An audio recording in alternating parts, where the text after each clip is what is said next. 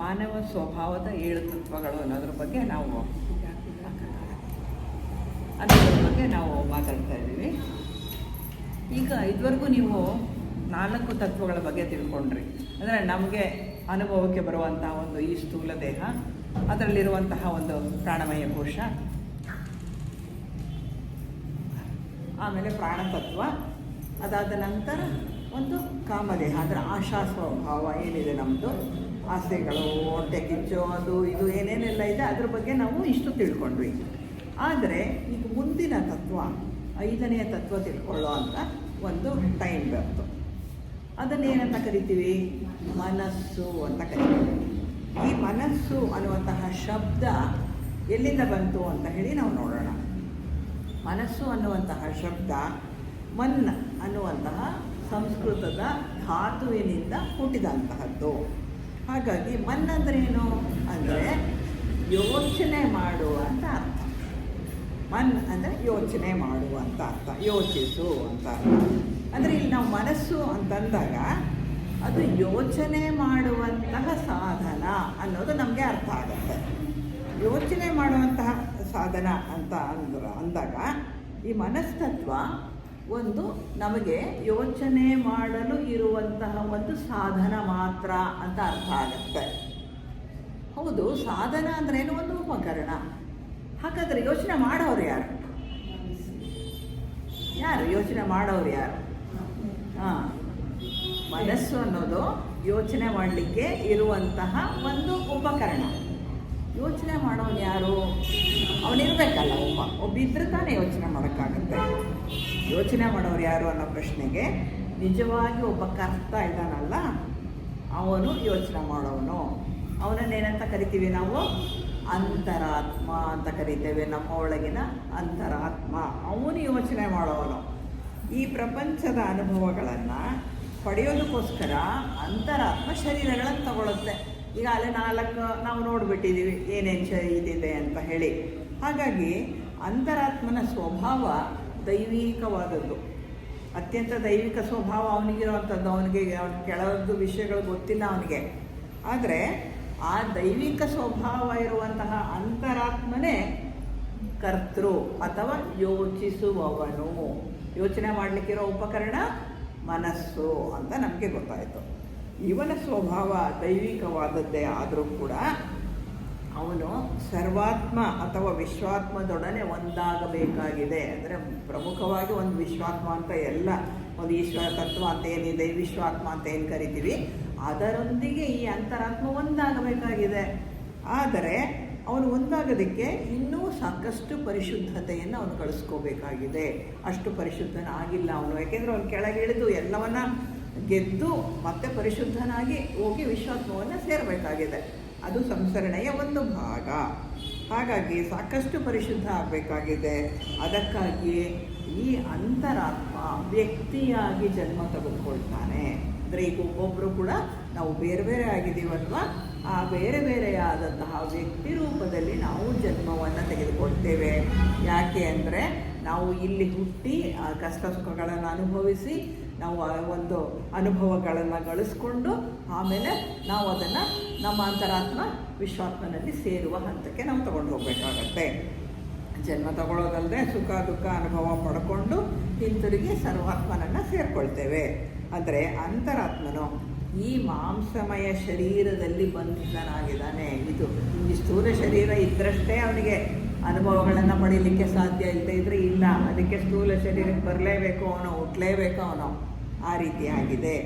ಅದಕ್ಕೋಸ್ಕರ ಈ ಒಂದು ಅಂತರಾತ್ಮನಿಗೆ ಯೋಚನೆ ಮಾಡೋದಕ್ಕೋಸ್ಕರವಾಗಿ ಮನಸ್ಸನ್ನು ಕೊಡಲ್ಪಟ್ಟಿದೆ. ಮನಸ್ಸು ಅನ್ನೋದು ಒಂದು ಉಪಕರಣ ಮಾತ್ರ. ಹಾಗಾಗಿ ಮನಸ್ಸೇನು ಮಾಡುತ್ತೆ? ವಿಚಾರ ಶಕ್ತಿಯನ್ನು ಸೂಚಿಸುವಂತಹ 5ನೆಯ ತತ್ವ ಅಂತ ಹೇಳ್ತೇವೆ. ಈ 5ನೇ ತತ್ವ ಏನಂತ ಹೇಳ್ಕೊಳ್ತೀವಿ ನಾವು? ನಾನು ಅಂತ ಹೇಳ್ಕೊಳ್ತೇವೆ. ನಾನು ಅನ್ನುವ ಈ 5ನೆಯ ತತ್ವ ಇದು ಅತ್ಯಂತ ಶಾಶ್ವತವಾದದ್ದು. ಅದು ದೊಡ್ಡ ಐನಲ್ಲಿ ಹೇಳ್ತೇವೆ ನಾವು, ಬಿಗ್ ಐ ಅದರಲ್ಲಿ ಹೇಳ್ತೇವೆ. ಇದು ಶಾಶ್ವತವಾಗಿರೋ ಅಂತಹದ್ದು. ಶರೀರ ಮರಣ ಹೊಂದುತ್ತಲ್ಲ, ಆವಾಗ ಈ ಐಗೇನೂ ಆಗೋದಿಲ್ಲ. ಅದು ಅಂತರಾತ್ಮ ಹಾಗೇ ಇರುತ್ತೆ, ಅದಿರುತ್ತೆ. ಅದಕ್ಕೇನು ಆಗಲ್ಲ. ಈ ಐಯನ್ನು ಅಥವಾ ನಾನುವನ್ನು ಜ್ಞಾತೃ ಅಂತ ಹೇಳಿ ನಾವು ಕರಿತೇವೆ. ಜ್ಞಾತೃ ಅಂತ ಅಂದರೆ ತಿಳಿಯುವವನು.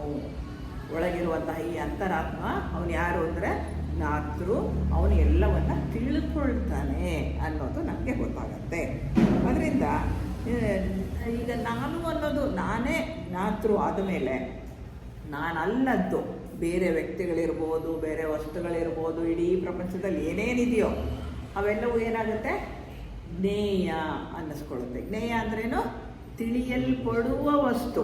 ಈಗ ನಾನು ಮಾತ್ರ ಜ್ಞಾತೃ, ನೀವು ಪ್ರತಿಯೊಬ್ಬರಿಗೂ ಅಷ್ಟೇ, ನೀವುಗಳು ಜ್ಞಾತೃಗಳು ಒಬ್ಬೊಬ್ರು.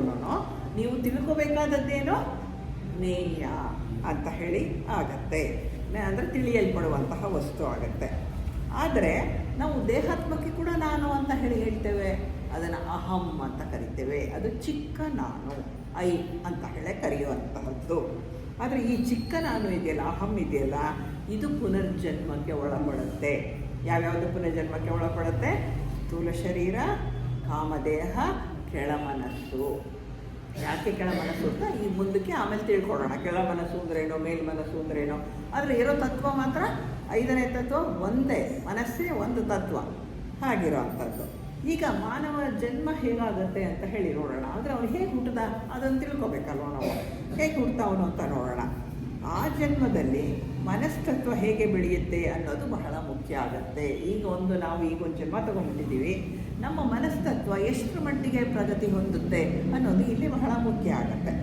ಅಂತರಾತ್ಮ ಯಾವ ಕುಟುಂಬದಲ್ಲಿ ಜನ್ಮ ತಗೋಬೇಕು ಅಂತ ಮೊದಲು ತೀರ್ಮಾನ ಆಗುತ್ತೆ. ಯಾಕೆಂದರೆ ಕರ್ಮದೇವತೆಗಳು ಅದೆಲ್ಲ ಕೆಲಸಗಳನ್ನು ಮಾಡ್ತಾರೆ. ಅದಕ್ಕೆ ಹೋಗಲ್ಲ ನಾವೀಗ. ಯಾಕೆಂದರೆ ನಮಗೆ ದೇಹ ಮಾತ್ರ ಹೇಗೆ ಜನ್ಮ ತಗೋತಾನೆ ಅನ್ನೋದು ಮಾತ್ರ ಮುಖ್ಯ. ಅದು ಯಾವ ಕುಟುಂಬ ಅಂತ ಹೇಳಿ ಅವನು ನಿಗದಿ ಮಾಡಿಕೊಳ್ತಾನೆ. ಇಂಥ ಕುಟುಂಬದಲ್ಲಿ ನಾನು ಹುಟ್ಟಬೇಕು ಅಂತ ಹೇಳಿ. ಅವಾಗೇನಾಗುತ್ತೆ, ಆ ಕುಟುಂಬಕ್ಕೆ ಈ ಅಂತರಾತ್ಮ ಆಕರ್ಷಿತನಾಗ್ತಾನೆ.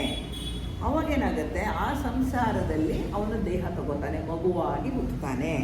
ಮಗುವಾಗಿ ಹುಟ್ಟೋದಕ್ಕೆ ಹುಟ್ಟಿ ಆ ಮಗು ಸ್ವಲ್ಪ ಬೆಳೆದು ದೇಹ ಸಿದ್ಧ ಆಗೋವರೆಗೂ ಕೂಡ ಅಂತರಾತ್ಮ ಬರಲ್ಲ.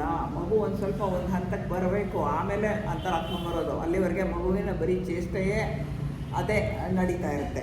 ಹಾಗೆ ಅಂತರಾತ್ಮ ಕಾದು ಅವನು ಬರ್ತಾನೆ. ಅಂತರಾತ್ಮ ದೈವಿಕ ಸ್ವಭಾವವನ್ನು ಹೊಂದಿರೋ ಅಂಥವನು.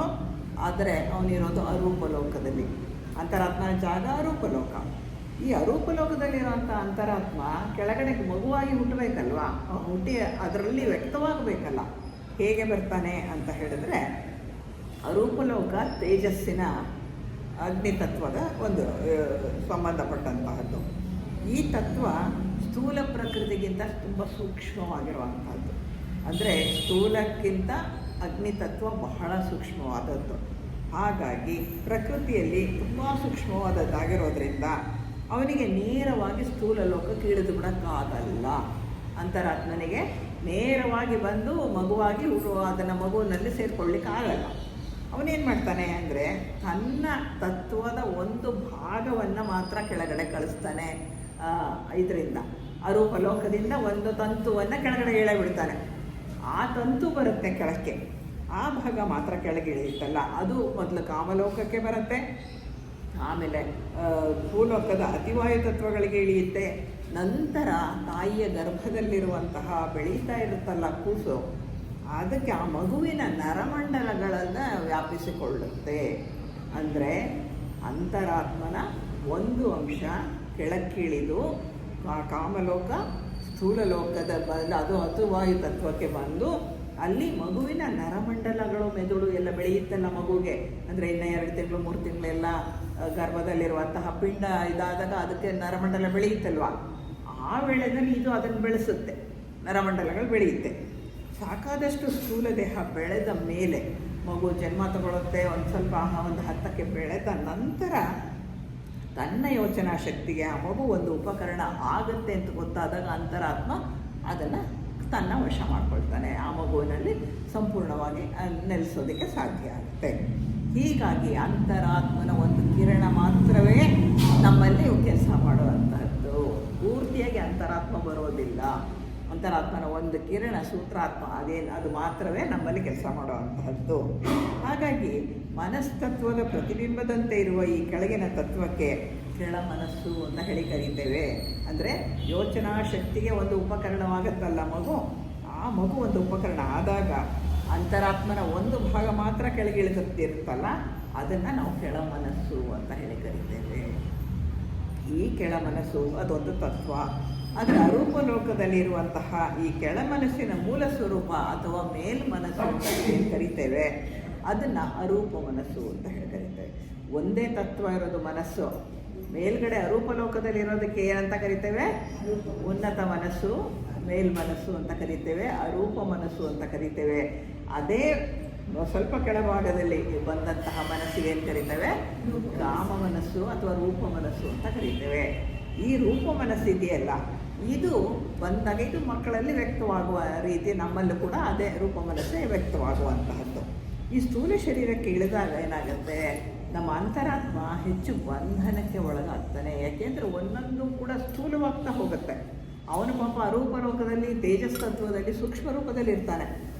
ಅಲ್ಲಿಂದ ಕೆಳಗಿಳಿಬೇಕಲ್ಲ, ಕೆಳಗಿಳಿದು ಮಧ್ಯದ ರೂಪ ಮನಸ್ಸು ಬರಬೇಕು, ಆಮೇಲೆ ಕಾಮ ಶರೀರ, ಆಮೇಲೆ ಸ್ಥೂಲ ಶರೀರ, ಪ್ರಾಣಮಯ ಕೋಶ, ಆಮೇಲೆ ಸ್ಥೂಲ ಶರೀರ. ಹಾಗಾಗಿ ಅವನು ಕೆಳಗಿಳಿದಾಗ ಏನಾಗುತ್ತೆ, ಬಂಧನಕ್ಕೆ ಒಳಗಾಗ್ತಾ ಹೋಗ್ತಾನೆ. ಶುದ್ಧ ಮನಸ್ಸು ಬಂಧನಕ್ಕೆ ಒಳಗಾಗುತ್ತೆ. ಮನಸ್ಸಿನಿಂದಲೇ ಬಂದಿರೋದೇ ತಂತು ಆದರೂ ಕೂಡ ಕೆಳಗೆ ಬರ್ತಾ ಅದು ಬಂಧಿತವಾಗ್ತಾ ಹೋಗುತ್ತೆ, ಅಂದರೆ ಹೆಚ್ಚು ಬಂಧನಕ್ಕೆ ಒಳಗಾಗ್ತಾ ಹೋಗುತ್ತೆ. ಹೀಗಾಗಿ ಒಂದು ತತ್ವವಿದ್ದಂತಹ ಮನಸ್ಸು ಎರಡು ಮನಸ್ಸಾಗತ್ತೆ. ಇಲ್ಲಿ ಮನಸ್ಸಿಗೆ ಎರಡು ಶರೀರ, ಒಂದು ಅರೂಪ ಅಥವಾ ಕಾರಣ ಶರೀರ, ಇನ್ನೊಂದು ರೂಪ ಶರೀರ. ಹಾಗಾಗಿ ಒಂದೇ ತತ್ವದ ಮನಸ್ಸು ಎರಡು ಭಾಗವಾಗಿ ಒಂದು ಮೇಲ್ಮನಸ್ಸು ಅನ್ನಿಸ್ಕೊಳ್ಳುತ್ತೆ, ಇನ್ನೊಂದು ಕೆಳ ಮನಸ್ಸು ಅಂತ ಅನ್ನಿಸ್ಕೊಳ್ಳುತ್ತೆ. ಹಾಗಾಗಿ ಮೇಲ್ಮನಸ್ಸು ಏನು ಮಾಡುತ್ತೆ, ಯಾವಾಗಲೂ ಊರ್ಧ್ವಮುಖ, ಅದಕ್ಕೆ ಬುದ್ಧಿ ತತ್ವದ ಕಡೆ ಹೋಗೋಕ್ಕೆ ಬುದ್ಧಿ ಆತ್ಮನೇ ಅದಕ್ಕೆ ಆಸರೆ. ಯಾವಾಗಲೂ ಅದು ಮೇಲ್ಗಡೆ ನೋಡ್ತಾ ಇರುತ್ತೆ. ಅಂದರೆ ಮೇಲಿದ್ದಕ್ಕೆ ಅದು ಬುದ್ಧಿ ತತ್ವನ ಹಿಡ್ಕೋಬೇಕದು, ಅದ್ರ ಕಡೆ ಗಮನ ಕೊಡ್ತಾ ಇರುತ್ತೆ. ಈ ಬುದ್ಧಿ ತತ್ವದ ಕಡೆಗೆ ಎಳೆಯಲ್ಪಡುತ್ತೆ. ಅದೇ ಕೆಳ ಮನಸ್ಸು ಅತ್ಯಂತ ನಿಖರವಾಗಿ ಯೋಚನೆ ಮಾಡುವಂತಹ ಶಕ್ತಿಯನ್ನು ಪಡೆದಿದ್ರೂ ಕೂಡ ಅದು ಕಾಮದ ಕಡೆಗೆ ಹರಿಯುತ್ತೆ. ನಿಖರವಾಗಿ ನಾವು ಯೋಚನೆ ಮಾಡ್ತೀವಲ್ವ, ಅದು ಯಾವುದರಿಂದ? ನಮ್ಮ ಕೆಳ ಮನಸ್ಸಿನಿಂದ. ಅದರ ಸ್ವಭಾವ ಯಾವುದು? ಕಾಮದ ಕಡೆಗೆ ಹರಿಯೋದು. ಯಾಕೆಂದರೆ ಮನಸ್ಸು, ಉನ್ನತ ಮನಸ್ಸು ಬುದ್ಧಿ ಕಡೆಗೆ ಹರಿದ್ರೆ ಕೆಳ ಮನಸ್ಸು ಕಾಮದ ಕಡೆಗೆ ಹರಿಯುತ್ತೆ. ಹಾಗಾಗಿ ಯಾವಾಗಲೂ ಕಾಮದ ಕಡೆಗೆ ಹರಿಯುವಂತಹ ಮನಸ್ಸಾಗಿರುತ್ತೆ. ನಮ್ಮ ಜೀವಿತದಲ್ಲಿ ಈ ಕಾಮ ಮನಸ್ಸು ಹೇಗೆ ಕೆಲಸ ಮಾಡುತ್ತೆ ಅಂತ ನೋಡೋಣ ಅಲ್ವಾ? ಅದನ್ನು ತಿಳ್ಕೊಬೇಕಲ್ಲ ಹೆಂಗೆ ಕೆಲಸ ಮಾಡುತ್ತೆ ಅಂತ. ನಮ್ಮ ಕೆಳ ಮನಸ್ಸು ಸ್ವಭಾವದಲ್ಲಿ ನಮ್ಮನ್ನು ಕೆಳಕ್ಕೆ ಎಳೆಯೋ ಸ್ವಭಾವ ಅದಕ್ಕಿರೋ ಅಂತಹದ್ದು. ಒಂದು ಕಡೆ ಉನ್ನತ ಮನಸ್ಸಿಗೂ ಅಂಟ್ಕೊಂಡಿರುತ್ತೆ ಪಾಪ, ಯಾಕೆಂದರೆ ಅದು ಬಿಡೋಕ್ಕಾಗಲ್ಲ. ಅದು ಯಾಕೆಂದರೆ ಅದರದ್ದೇ ಭಾಗ ಅದು ಉನ್ನತ ಮನಸ್ಸು, ಅದನ್ನು ಹಿಡ್ಕೊಂಡಿರುತ್ತೆ. ಈ ಕಡೆ ಕಾಮನೂ ಹಿಡ್ಕೊಂಡಿರುತ್ತೆ. ಎರಡೂ ಕೈಯಲ್ಲಿ, ಇದು ಒಂದು ಕೈಲಿ ಹಿಡ್ಕೊಂಡಿರುತ್ತೆ, ಇದು ಇನ್ನೊಂದು ಕೈಯಲ್ಲಿ ಹಿಡ್ಕೊಂಡಿರುತ್ತೆ. ಇದನ್ನು ಬಿಡಲ್ಲ, ಇದನ್ನು ಬಿಡಲ್ಲ, ಅದು ಎರಡನ್ನೂ ಬಿಡಲ್ಲ, ಎರಡಕ್ಕೂ ಯಾವಾಗಲೂ ಅಂಟ್ಕೊಂಡಿರುತ್ತೆ. ಹಾಗಾಗಿ ಒಂದು ಕಡೆ ಕಾಮ ಶರೀರಕ್ಕೆ ಅಂಟ್ಕೊಳ್ಳುತ್ತೆ, ಇನ್ನೊಂದು ಕಡೆ ಅರೂಪಕ್ಕೆ ಅಂಟ್ಕೊಳ್ಳುತ್ತೆ. ಈ ಕೆಳ ಮನಸ್ಸು ಒಂದು ವೇಳೆ ಉನ್ನತ ಮನಸ್ಸಿನ ಹಿಡಿತದಿಂದ ಬಿಡಿಸ್ಕೊಂಡ್ಬಿಟ್ರೆ, ಅಂದರೆ ಮೇಲ್ಗಡೆ ಇಟ್ಕೊಂಡು ಅದು ಅರೂಪದ ಹಿಡ್ಕೊಂಡಿತ್ತಲ್ಲ ಅದನ್ನು ಕೈ ಬಿಟ್ಟರೆ ಏನಾಗುತ್ತೆ, ಪತಿತಗೊಂಡವರು ಅಂತ ಕರಿತೇವೆ. ಅವ್ರು ಮತ್ತೆ ಉದ್ಧಾರ ಆಗೋಕ್ಕಾಗಲ್ಲ, ಬಹಳ ಕಷ್ಟ. ಪತಿತಗೊಂಡವರು ಅಂತ ಹೇಳಿ ನಾವು ಕರಿತೇವೆ, ಅಂದರೆ ಬಿದ್ದವರು ಅಂತ ಹೇಳಿ ನಾವು ಕರಿತೇವೆ. ಕೆಳ ಮನಸ್ಸು ಒಂದು ವೇಳೆ ಎರಡು ಕಡೆ ಇಟ್ಕೊಂಡಿದೆ, ಅದು ಒಂದು ವೇಳೆ ಕಾಮದಿಂದ ಬಿಡಿಸ್ಕೊಂಡ್ಬಿಡ್ತು, ಕಾಮವನ್ನು ಕೈ ಬಿಟ್ಬಿಡ್ತು ಅಂತ ಹೇಳಿದ್ರೆ, ಈ ಜನ್ಮದಲ್ಲಿ ತಾನು ಅನುಭವಿಸಿದ ಎಲ್ಲ ಅನುಭವಗಳ ಸಾರವನ್ನು ತಗೊಂಡು ಅಂತರಾತ್ಮನಿಗೆ ಮುಟ್ಟಿಸ್ಬಿಡೋದಕ್ಕೆ ಮೇಲೆ ಹೋಗ್ಬಿಡುತ್ತೆ. ಅದು ಅಂತರಾತ್ಮನ ಹತ್ರಕ್ಕೆ ಹೋಗ್ಬಿಡುತ್ತೆ. ಅಂದರೆ ಆತ್ಮ, ಬುದ್ಧಿ, ಮನಸ್ಸು ಅನ್ನುವಂತಹ ಅಂತರಾತ್ಮವನ್ನು ತಲುಪಿಬಿಡುತ್ತೆ ಅದು. ಅಂದರೆ ಇವಾಗ ನಾವು ಮೇಲ್ಗಡೆ ಕೈ ಬಿಡಬೇಕಾ, ಕೆಳಗಡೆ ಕೈ ಬಿಡಬೇಕಾ? ಕೆಳಗಡೆ ಕೈ ಬಿಡಬೇಕು, ಮೇಲ್ಗಡೆದಲ್ಲ. ಮೇಲೆ ಬಿಟ್ಟರೆ ಪತಿತರಾಗ್ಬಿಡ್ತೀವಿ. ಮೇಲುಗಡೆಗೆ ಹೋಗಬೇಕು ನಾವು, ಅಂದರೆ ಅಷ್ಟು ಉನ್ನತ ಸ್ಥಿತಿಗೆ ಹೋಗಬೇಕಾಗತ್ತೆ. ಇದು ಆಗಬೇಕಾಗಿರುವಂತಹ ಕೆಲಸ. ನಾವೇನು ಸಾಧನೆ ಅಂತೀವಿ, ಏನು ಸಾಧನೆ ಅದು? ಕೆಳಗಡೆ ಕಾಮ ಮನಸ್ಸನ್ನು ಕೈ ಬಿಡಬೇಕು ನಮ್ಮ ಮನಸ್ಸು, ಅಷ್ಟೇ ಆಗಬೇಕಾಗಿರುವಂತಹ ಒಂದು ಸಾಧನೆ. ಸ್ಥೂಲ ದೇಹದ ಜೊತೆ ಇರುವಾಗ ನಮ್ಮ ಕೆಳಮನಸ್ಸು ಕಾಮದ ಜೊತೆ ಸೇರಿದಾಗ ಅದಕ್ಕೆ ಕಾಮ ಮನಸ್ಸು ಅಂತ ಹೇಳ್ತೀವಲ್ವ. ನಾವುಗಳು ಈಗಾಗಲೇ ಅಧಮ ಚತುಷ್ಟಯದ ಬಗ್ಗೆ ತಿಳ್ಕೊಂಡ್ವಿ. ಅಂದರೆ ಕಾಮ ಅಂದರೆ ಏನದು, ಪಶು ಇದರಿಂದ ಬಂದಂತಹ ಒಂದು ಶರೀರ ನಮಗೆ ಸಿಕ್ಕಿರುವಂಥದ್ದು, ಕಾಮ ಶರೀರದ ರೂಪದಲ್ಲಿ ಸಿಕ್ಕಿರುವಂಥದ್ದು. ಪಶು ಸ್ವಭಾವದಿಂದ ನಾವು ಸಪ್ರೇಟ್ ಆಗ್ತೀವಲ್ವ ಮನುಷ್ಯನಾಗಿ, ಒಂದು ಸ್ವಂತ ಎಂಟಿಟಿಯನ್ನು ತೆಗೆದುಕೊಂಡಾಗ ಬಂದಂತಹ ದೇಹ ನಮ್ಮದು. ಅದು ಪಾಪ ಅದ್ರ ಸ್ವಭಾವ, ಅದು ಏನು ಮಾಡೋಕ್ಕಾಗಲ್ಲ. ಅದರ ಸ್ವಭಾವನೇ ಪಶು ಸ್ವಭಾವ, ಕ್ರೂರತ್ವ, ಸಪ್ರೇಷನ್ನು, ನೀನು ಬೇರೆ ನಾನು ಬೇರೆ ಅನ್ನುವಂಥದ್ದು, ಹೊಟ್ಟೆ ಕಿಚ್ಚು, ಅಹಂಕಾರ ಅಲ್ಲ, ಹೊಟ್ಟೆ ಕಿಚ್ಚು ಮಾತ್ರ. ಇಂಥದ್ದೆಲ್ಲವೂ ಕೂಡ ಇದಕ್ಕೆ ಇರೋವಂಥ ಸ್ವಭಾವ, ಪಶು ಸ್ವಭಾವದ ಒಂದು ಶರೀರ ಅದು. ಹಾಗಾಗಿ ಕಾಮವು ಪಶು ಸ್ವಭಾವದ ಉದ್ವೇಗಗಳಿಗೆ ವಿಷಯಗಳನ್ನು ಒದಗಿಸ್ಬಿಡುತ್ತೆ. ಅಂದರೆ ಒಂದೇ ಸಲ ಉದ್ವೇಗ ಬಂದ್ಬಿಡುತ್ತಲ್ವ ನಮಗೆ, ಅಯ್ಯೋ ಏನಾಗ್ಬಿಡ್ತು, ಪರೀಕ್ಷೆ ರಿಸಲ್ಟ್ ಬರ್ತಾಯಿದೆ, ಏನಾಯಿತು, ನಮ್ಮ ಮಕ್ಕಳೇನಾಗೋದ್ರು, ಯಾವುದದು ಕುಣಿತಾ ಇರೋದು? ಮನಸ್ಸಲ್ಲ, ನಿಮ್ಮ ಕಾಮ ಮನಸ್ಸು. ಕಾಮ ಶರೀರ ಹಂಗೆ ಕುಣಿದಾಗ ಮನಸ್ಸು ಸಾಥ್ ಕೊಡ್ತಾ ಇದೆ ಅದಕ್ಕೆ. ಅದರಿಂದ ಮಕ್ಕಳನ್ನ ಇಷ್ಟೇ ಎಷ್ಟು ಕಮ್ಮಿ ಬಂತ ಮಾರ್ಕ್ಸು, ಹಂಗಾಯ್ತಾ ಹಿಂಗಾಯ್ತಾ ಅಂತ ಬೈದು ಬಿಡ್ತೀವಿ, ಏನೆಲ್ಲ ಮಾಡ್ಬಿಡ್ತೀವಿ. ತಪ್ಪಲ್ವಾ ಅದು? ಅದ್ರ ಬಗ್ಗೆ ಯೋಚನೆ ಮಾಡೋಕ್ಕಲ್ಲ ನಾವು. ಯಾಕೆಂದ್ರೆ ಆ ಕಾಮ ಸ್ವಭಾವ ಮನಸ್ಸನ್ನು ಹಿಡ್ಕೊಂಡಿದೆಯಲ್ಲ, ಅದು ಈ ಥರ ಆಡಬಿಡುತ್ತೆ. ಅದರಿಂದ ಹುಷಾರಾಗಿರಬೇಕು ನಾವು. ಇದು ಈ ಕಾಮ ಮನಸ್ಸು ಏನು ಮಾಡುತ್ತೆ, ಕೆಲಸ ಮಾಡಬೇಕಲ್ವ. ಅದು ಯಾವ ಅಂಗ ಅಂತಂದರೆ ಮೆದುಳು. ನಮ್ಮ ಮೆದುಳು ನಮ್ಮ ಕಾಮ ಮನಸ್ಸು ಕೆಲಸ ಮಾಡುವಂತಹ ಅಂಗ. ನಮ್ಮ ಮೆದುಳು ಇದೆಯಲ್ಲ, ತಲೆ ಬುರುಡೆಯಲ್ಲಿರೋ ಮೆದುಳು ಇದೆಯಲ್ಲ, ಅದೇನೇ ಈ ಕಾಮ ಮನಸ್ಸಿನ ಜಾಗ. ಅದರಲ್ಲಿರೋದು ಅದು ಉಪಯೋಗಿಸ್ಕೊಳ್ಳುತ್ತೆ. ಮೆದುಳನ್ನು ಉಪಯೋಗಿಸ್ಕೊಂಡು ನಮ್ಮ ಕಾಮ ಮನಸ್ಸು ನಮ್ಮ ಜೀವನದಲ್ಲಿ ಅತ್ಯಂತ ದೊಡ್ಡ ಪಾತ್ರ ವಹಿಸುತ್ತೆ. ಮೆದುಳು ಕೆಲಸ ಮಾಡದೇ ಇದ್ರೆ ಆಗುತ್ತಾ ಹೇಳಿ ನಮಗೆ? ಮೆದುಳೇ ಇಲ್ಲ. ನಾವೆಲ್ಲ ಪಾಠ ಓದ್ತೀವಿ, ಕಲಿತೀವಿ, ದುಡಿತೀವಿ, ಏನೆಲ್ಲ ಕೆಲಸ ಮಾಡ್ತೀವಲ್ವ, ಯಾವುದರಿಂದ ಮಾಡೋದು? ಆ ಮೆದುಳಿಂದಲೇ ಎಲ್ಲ ಮಾಡೋವಂತಹದ್ದು. ಹಾಗಾಗಿ ನಾವು ಒಂದೇನಾದ್ರು ಒಂದು ಫಂಕ್ಷನ್ ಮಾಡಬೇಕಪ್ಪ ಅಂದರೆ ಎಷ್ಟು ಯೋಜನೆ ಹಾಕ್ತೀವಿ, ಎಷ್ಟು ಜನರ ಸಹಕಾರ ತಗೊಳ್ತೇವೆ. ಎಲ್ಲ ಕೂತು ಮಾತಾಡಿ ಹಿಂಗೆ ಮಾಡಬೇಕು, ಹಾಗೆ ಮಾಡಬೇಕು, ಅಡುಗೆಗೆ ಹಿಂಗೆ ಹೇಳಬೇಕು, ಊಟಕ್ಕೆ ಹಿಂಗೆ ಹೇಳಬೇಕು, ಒಂದು ಹಾಲ್ ಹಿಂಗೆ ತಯಾರಬೇಕು, ಇಷ್ಟು ಕುರ್ಚಿನೇ ಇರಬೇಕು, ಇಂಥವ್ರನ್ನೇ ಕರಿಬೇಕು, ಏನೆಲ್ಲ ಪ್ಲ್ಯಾನ್ ಮಾಡ್ತೀವಲ್ವ. ಇಲ್ಲದಿದ್ರೆ ಕೆಲಸ ಆಗುತ್ತಾ? ಯಾರು ಮಾಡೋದು? ಮೆದುಳು. ಅದನ್ನು ಉಪಯೋಗಿಸ್ಕೊಂಡು ಕಾಮ ಮನಸ್ಸೇ ಇದೆಲ್ಲವನ್ನು ಮಾಡುವಂಥದ್ದು. ಅಂದರೆ ನಮ್ಮ ಎಲ್ಲ ದೈನಂದಿನ ಚಟುವಟಿಕೆಗಳಲ್ಲಿ ಕಾಮ ಮನಸ್ಸಿನ ಪಾಲು ಹೆಚ್ಚಿನದ್ದು. ನಮ್ಮ ಬ್ರೈನ್ ಹೆಚ್ಚಾಗಿ ಕೆಲಸ ಮಾಡುವುದು. ಅದು ತನ್ನದೇ ಆದ ಸ್ಥೂಲ ದೇಹವನ್ನೇ ಉಪಯೋಗಿಸ್ಕೊಳ್ಳುತ್ತೆ. ಅದು ಈ ಸ್ಥೂಲ ದೇಹ ಸೇರಿದ್ರೆ ಒಂದು ಕುರ್ಚಿನೇ ಎತ್ತಲ್ಲಿ ಇಡೋಕ್ಕಾಗತ್ತಾ? ಆದರೆ ಆ ಯೋಚನೆ ಬರಬೇಕಲ್ಲ ತಲೆಯಲ್ಲಿ ಮೊದಲು. ಈ ಕುರ್ಚಿ ತೆಗೆದು ಅಲ್ಲಿಡಬೇಕು, ಇದು ಇಲ್ಲಿಡಬೇಕು, ಇದು ಹೀಗೆ ಇರಬೇಕು ಅಂತ ಆರ್ಡರ್ ಮಾಡೋದು ಯಾರು? ಬ್ರೈನು. ಕೆಲಸ ಮಾಡೋದು ಯಾರು? ಸ್ಥೂಲ ದೇಹ. ಸ್ಥೂಲ ದೇಹದ ಕೈ ಕೆಲಸ ಮಾಡಿಸುತ್ತದು ನಮ್ಮ ಬ್ರೈನು. ಈಗ ಇಲ್ಲಿಂದ ನಾನು ರೈಲ್ವೆ ಸ್ಟೇಷನ್ಗೆ ಹೋಗೋರು ಯಾರು? ಸ್ಥೂಲ ದೇಹ. ಪ್ಲ್ಯಾನ್ ಮಾಡಿದ್ದು ಯಾರು? ಮೆದುಳು. ಅದು ಹೇಳುತ್ತೆ ನಾನು ಈ ದೇಹ ತಗೊಂಡು ನಾನು ಹೋಗ್ತೀನಿ ಅಲ್ವಾ? ಸ್ಥೂಲ ದೇಹ ಉಪಯೋಗಿಸ್ಕೊಂಡು ಬೇರೆಯವ್ರ ಸಹಕಾರ ತಗೊಂಡು ಎಲ್ಲ ಮಾಡಿಕೊಂಡು ಎಲ್ಲ ಕೆಲಸ ಪ್ಲ್ಯಾನಿಂಗ್ ಮಾಡಿ ಎಲ್ಲ ಮಾಡುತ್ತೆ ಅಲ್ವಾ? ಎಲ್ಲರೂ ಪ್ಲ್ಯಾನಿಂಗ್ ಮಾಡಿ ಕೆಲಸ ಮಾಡೋಕ್ಕಾಗೋದು, ಹಂಗೆ ಕೆಲಸ ಮಾಡೋಕ್ಕಾಗಲ್ಲ. ಹಂಗೆ ಮಾಡೋಕ್ಕಾಗ್ತಾ ದಿಢೀರಂತ ಇಲ್ಲ. ಒಂದೇನಾದ್ರು ಮಾಡಬೇಕು ಅಂದರೆ ಅದಕ್ಕೊಂದು ಪ್ಲ್ಯಾನ್ ತಯಾರಾಗಬೇಕು. ತಲೆ ಒಳಗೆ ತಯಾರಾಗಿದ್ದು ಎಕ್ಸಿಕ್ಯೂಟ್ ಆಗುತ್ತೆ. ಮಾಡೋದು ಯಾರು? ಈ ಸ್ಥೂಲ ದೇಹ. ಇದ್ರ ಕೈಯಲ್ಲಿ ಮಾಡಿಸುತ್ತದೋ ಅಲ್ವಾ? ಇದು ನಡೆಯುವಂಥ ಕೆಲಸ. ಹಾಗಾಗಿ ತಮ್ಮ ಉದ್ದೇಶವನ್ನು ಅದು ಈಡೇರಿಸ್ಕೊಳ್ಳುತ್ತೆ. ನಾವು ಏನೇ ಕೆಲಸ ಮಾಡಬೇಕಾಗಲಿ, ಯಾವುದಾದ್ರು ಊರಿಗೆ ಹೋಗಬೇಕಾಗಲಿ, ಯಾವುದಾದ್ರು ಸಮಾರಂಭಕ್ಕೆ ಹೋಗಬೇಕಾಗಲಿ, ಏನಾದ್ರು ಫಂಕ್ಷನ್ ಮನೇಲಿ ಮಾಡಬೇಕಾಗಲಿ, ಈಗ ಒಂದು ಮದುವೆ ಅಂದರೆ ಎಷ್ಟು ದೊಡ್ಡ ಇದು, ಎಷ್ಟೆಲ್ಲ ಪ್ಲ್ಯಾನ್ ಮಾಡ್ತೀವಿ ಅಲ್ಲ, ಹಂಗೂ ಒಂದೆರಡು ತಾಪತ್ರಯ ಆಗಿರ್ತಾವೆ ತಾನೆ. ಅಂದರೆ ಮನಸ್ಸು ಎಷ್ಟರ ಮಟ್ಟಿಗೆ ಕೆಲಸ ಮಾಡುತ್ತೆ ಬ್ರೈನು, ಅಷ್ಟರ ಮಟ್ಟಿಗೆ ನಾವು ಯಶಸ್ವಿಯಾಗಿ ಕೆಲಸ ಮಾಡ್ತೀವಿ. ಅದೇ ಅದು ಯೋಚನೆ ಮಾಡೋದು ಕಮ್ಮಿ ಆದರೆ ಏನಾಯಿತು? ಕೆಲಸ ಮಾಡೋದು ಕಮ್ಮಿ ಆಗೋಗುತ್ತೆ. ಅದಕ್ಕೆ ಪ್ಲ್ಯಾನಿಂಗ್ ಎಷ್ಟು ಮುಖ್ಯ ಹೇಳಿ. ಯಾವುದೇ ಒಂದು ಇದನ್ನು ಮಾಡಬೇಕಾದಾಗಲೂ ಪ್ಲ್ಯಾನಿಂಗ್ ಬಹಳ ಮುಖ್ಯ ಆಗುತ್ತೆ, ತುಂಬ ಮುಖ್ಯ ಆಗುತ್ತೆ. ಅದೆಲ್ಲ ರೀತಿಯ ವ್ಯವಸ್ಥಿತವಾಗಿ ಮಾಡಿದ್ರೆ ನಿಮ್ಮ ಬ್ರೈನ್ ಚೆನ್ನಾಗಿ ಬೆಳೆದಿದೆ ಅಂತ ಅರ್ಥ. ಬ್ರೈನ್ ಚೆನ್ನಾಗಿ ಕೆಲಸ ಮಾಡ್ತಿದೆ, ಚೆನ್ನಾಗಿ ಬೆಳೆದಿದೆ ಅಂತ ಅರ್ಥ. ಮೊದಲು ಬರೋದೇನು? ಒಂದು ಆಲೋಚನೆ. ಆಮೇಲೆ ಏನಾಗುತ್ತೆ? ಒಂದು ಪ್ಲ್ಯಾನು. ಪುಸ್ತಕ ತೊಗೊಂಡು ಒಂದು ಹಾಳೆ ತೊಗೊಂಡು ಬರೆದು ಬಿಡ್ತೀವಿ ಏನೇನು ಮಾಡಬೇಕು ಅಂತ ಹೇಳಿ ಅಲ್ವಾ? ಇಲ್ಲದೆ ಒಂದಲ್ಲ ಒಂದು ಮರ್ತೋಗ್ಬಿಡುತ್ತೆ. ಅದಕ್ಕೋಸ್ಕರ ಹಾಗಾಗಿ ನಮ್ಮ ಸ್ಥೂಲದ ಮೇಲೆ ದೇಹದ ಮುಖಾಂತರ ಎಲ್ಲ ಕೆಲಸ ಎಕ್ಸಿಕ್ಯೂಟ್ ಆಗುತ್ತೆ ಅಲ್ವಾ? ಹಂಗಾಗುತ್ತೆ. ನಮ್ಮ ಸ್ಥೂಲ ಜೀವಿತದಲ್ಲಿ ಕಾಮ ಮತ್ತು ಕೆಳ ಮನಸ್ಸೆರಡು ಜೊತೆಯಾಗಿಯೇ ಕೆಲಸ ಮಾಡ್ತವೆ.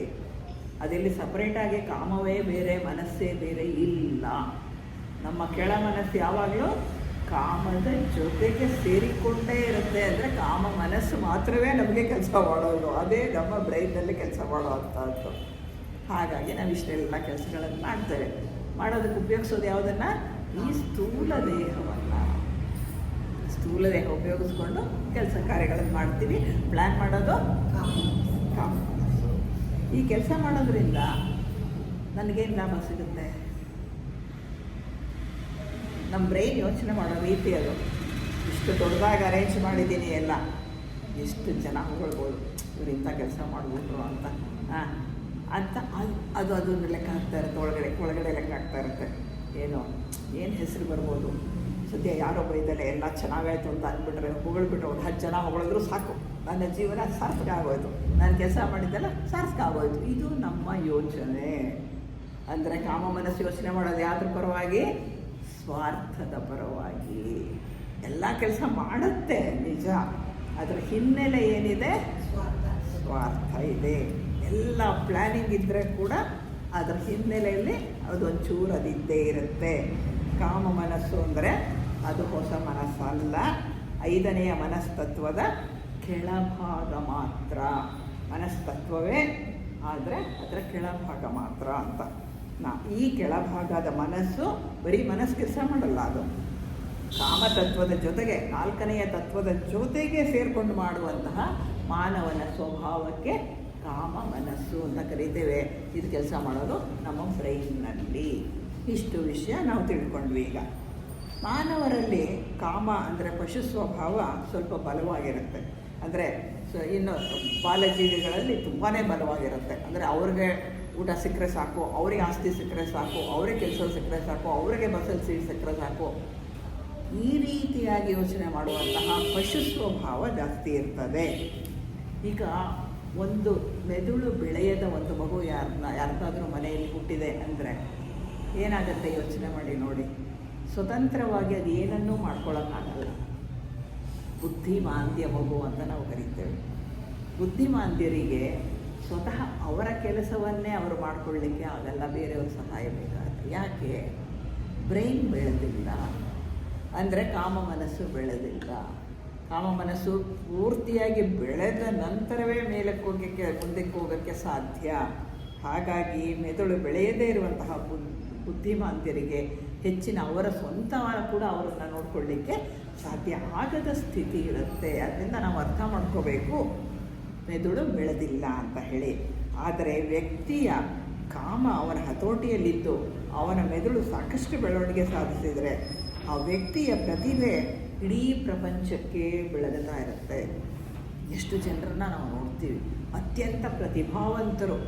ಎಲ್ಲಿಂದ ಬಂತ ಪ್ರತಿಭೆ? ಅವರು ಮನುಷ್ಯರೇ ಅಲ್ವಾ ನಮ್ಮಂಗೆ ಅಲ್ವಾ? ಏನಾದ್ರು ಬೇರೆ ಥರ ಇದೆಯಾ? ಅವ್ರಿಗೂ ಕೈ ಕಾಲು ಕಣ್ಣು ನಮಗೇನಿದೆ ಅವ್ರಿಗೂ ಅದೇ ಇದೆ. ಹೇಗೆ ಅವ್ರು ನಮ್ಮಿಂದ ಬೇರೆ?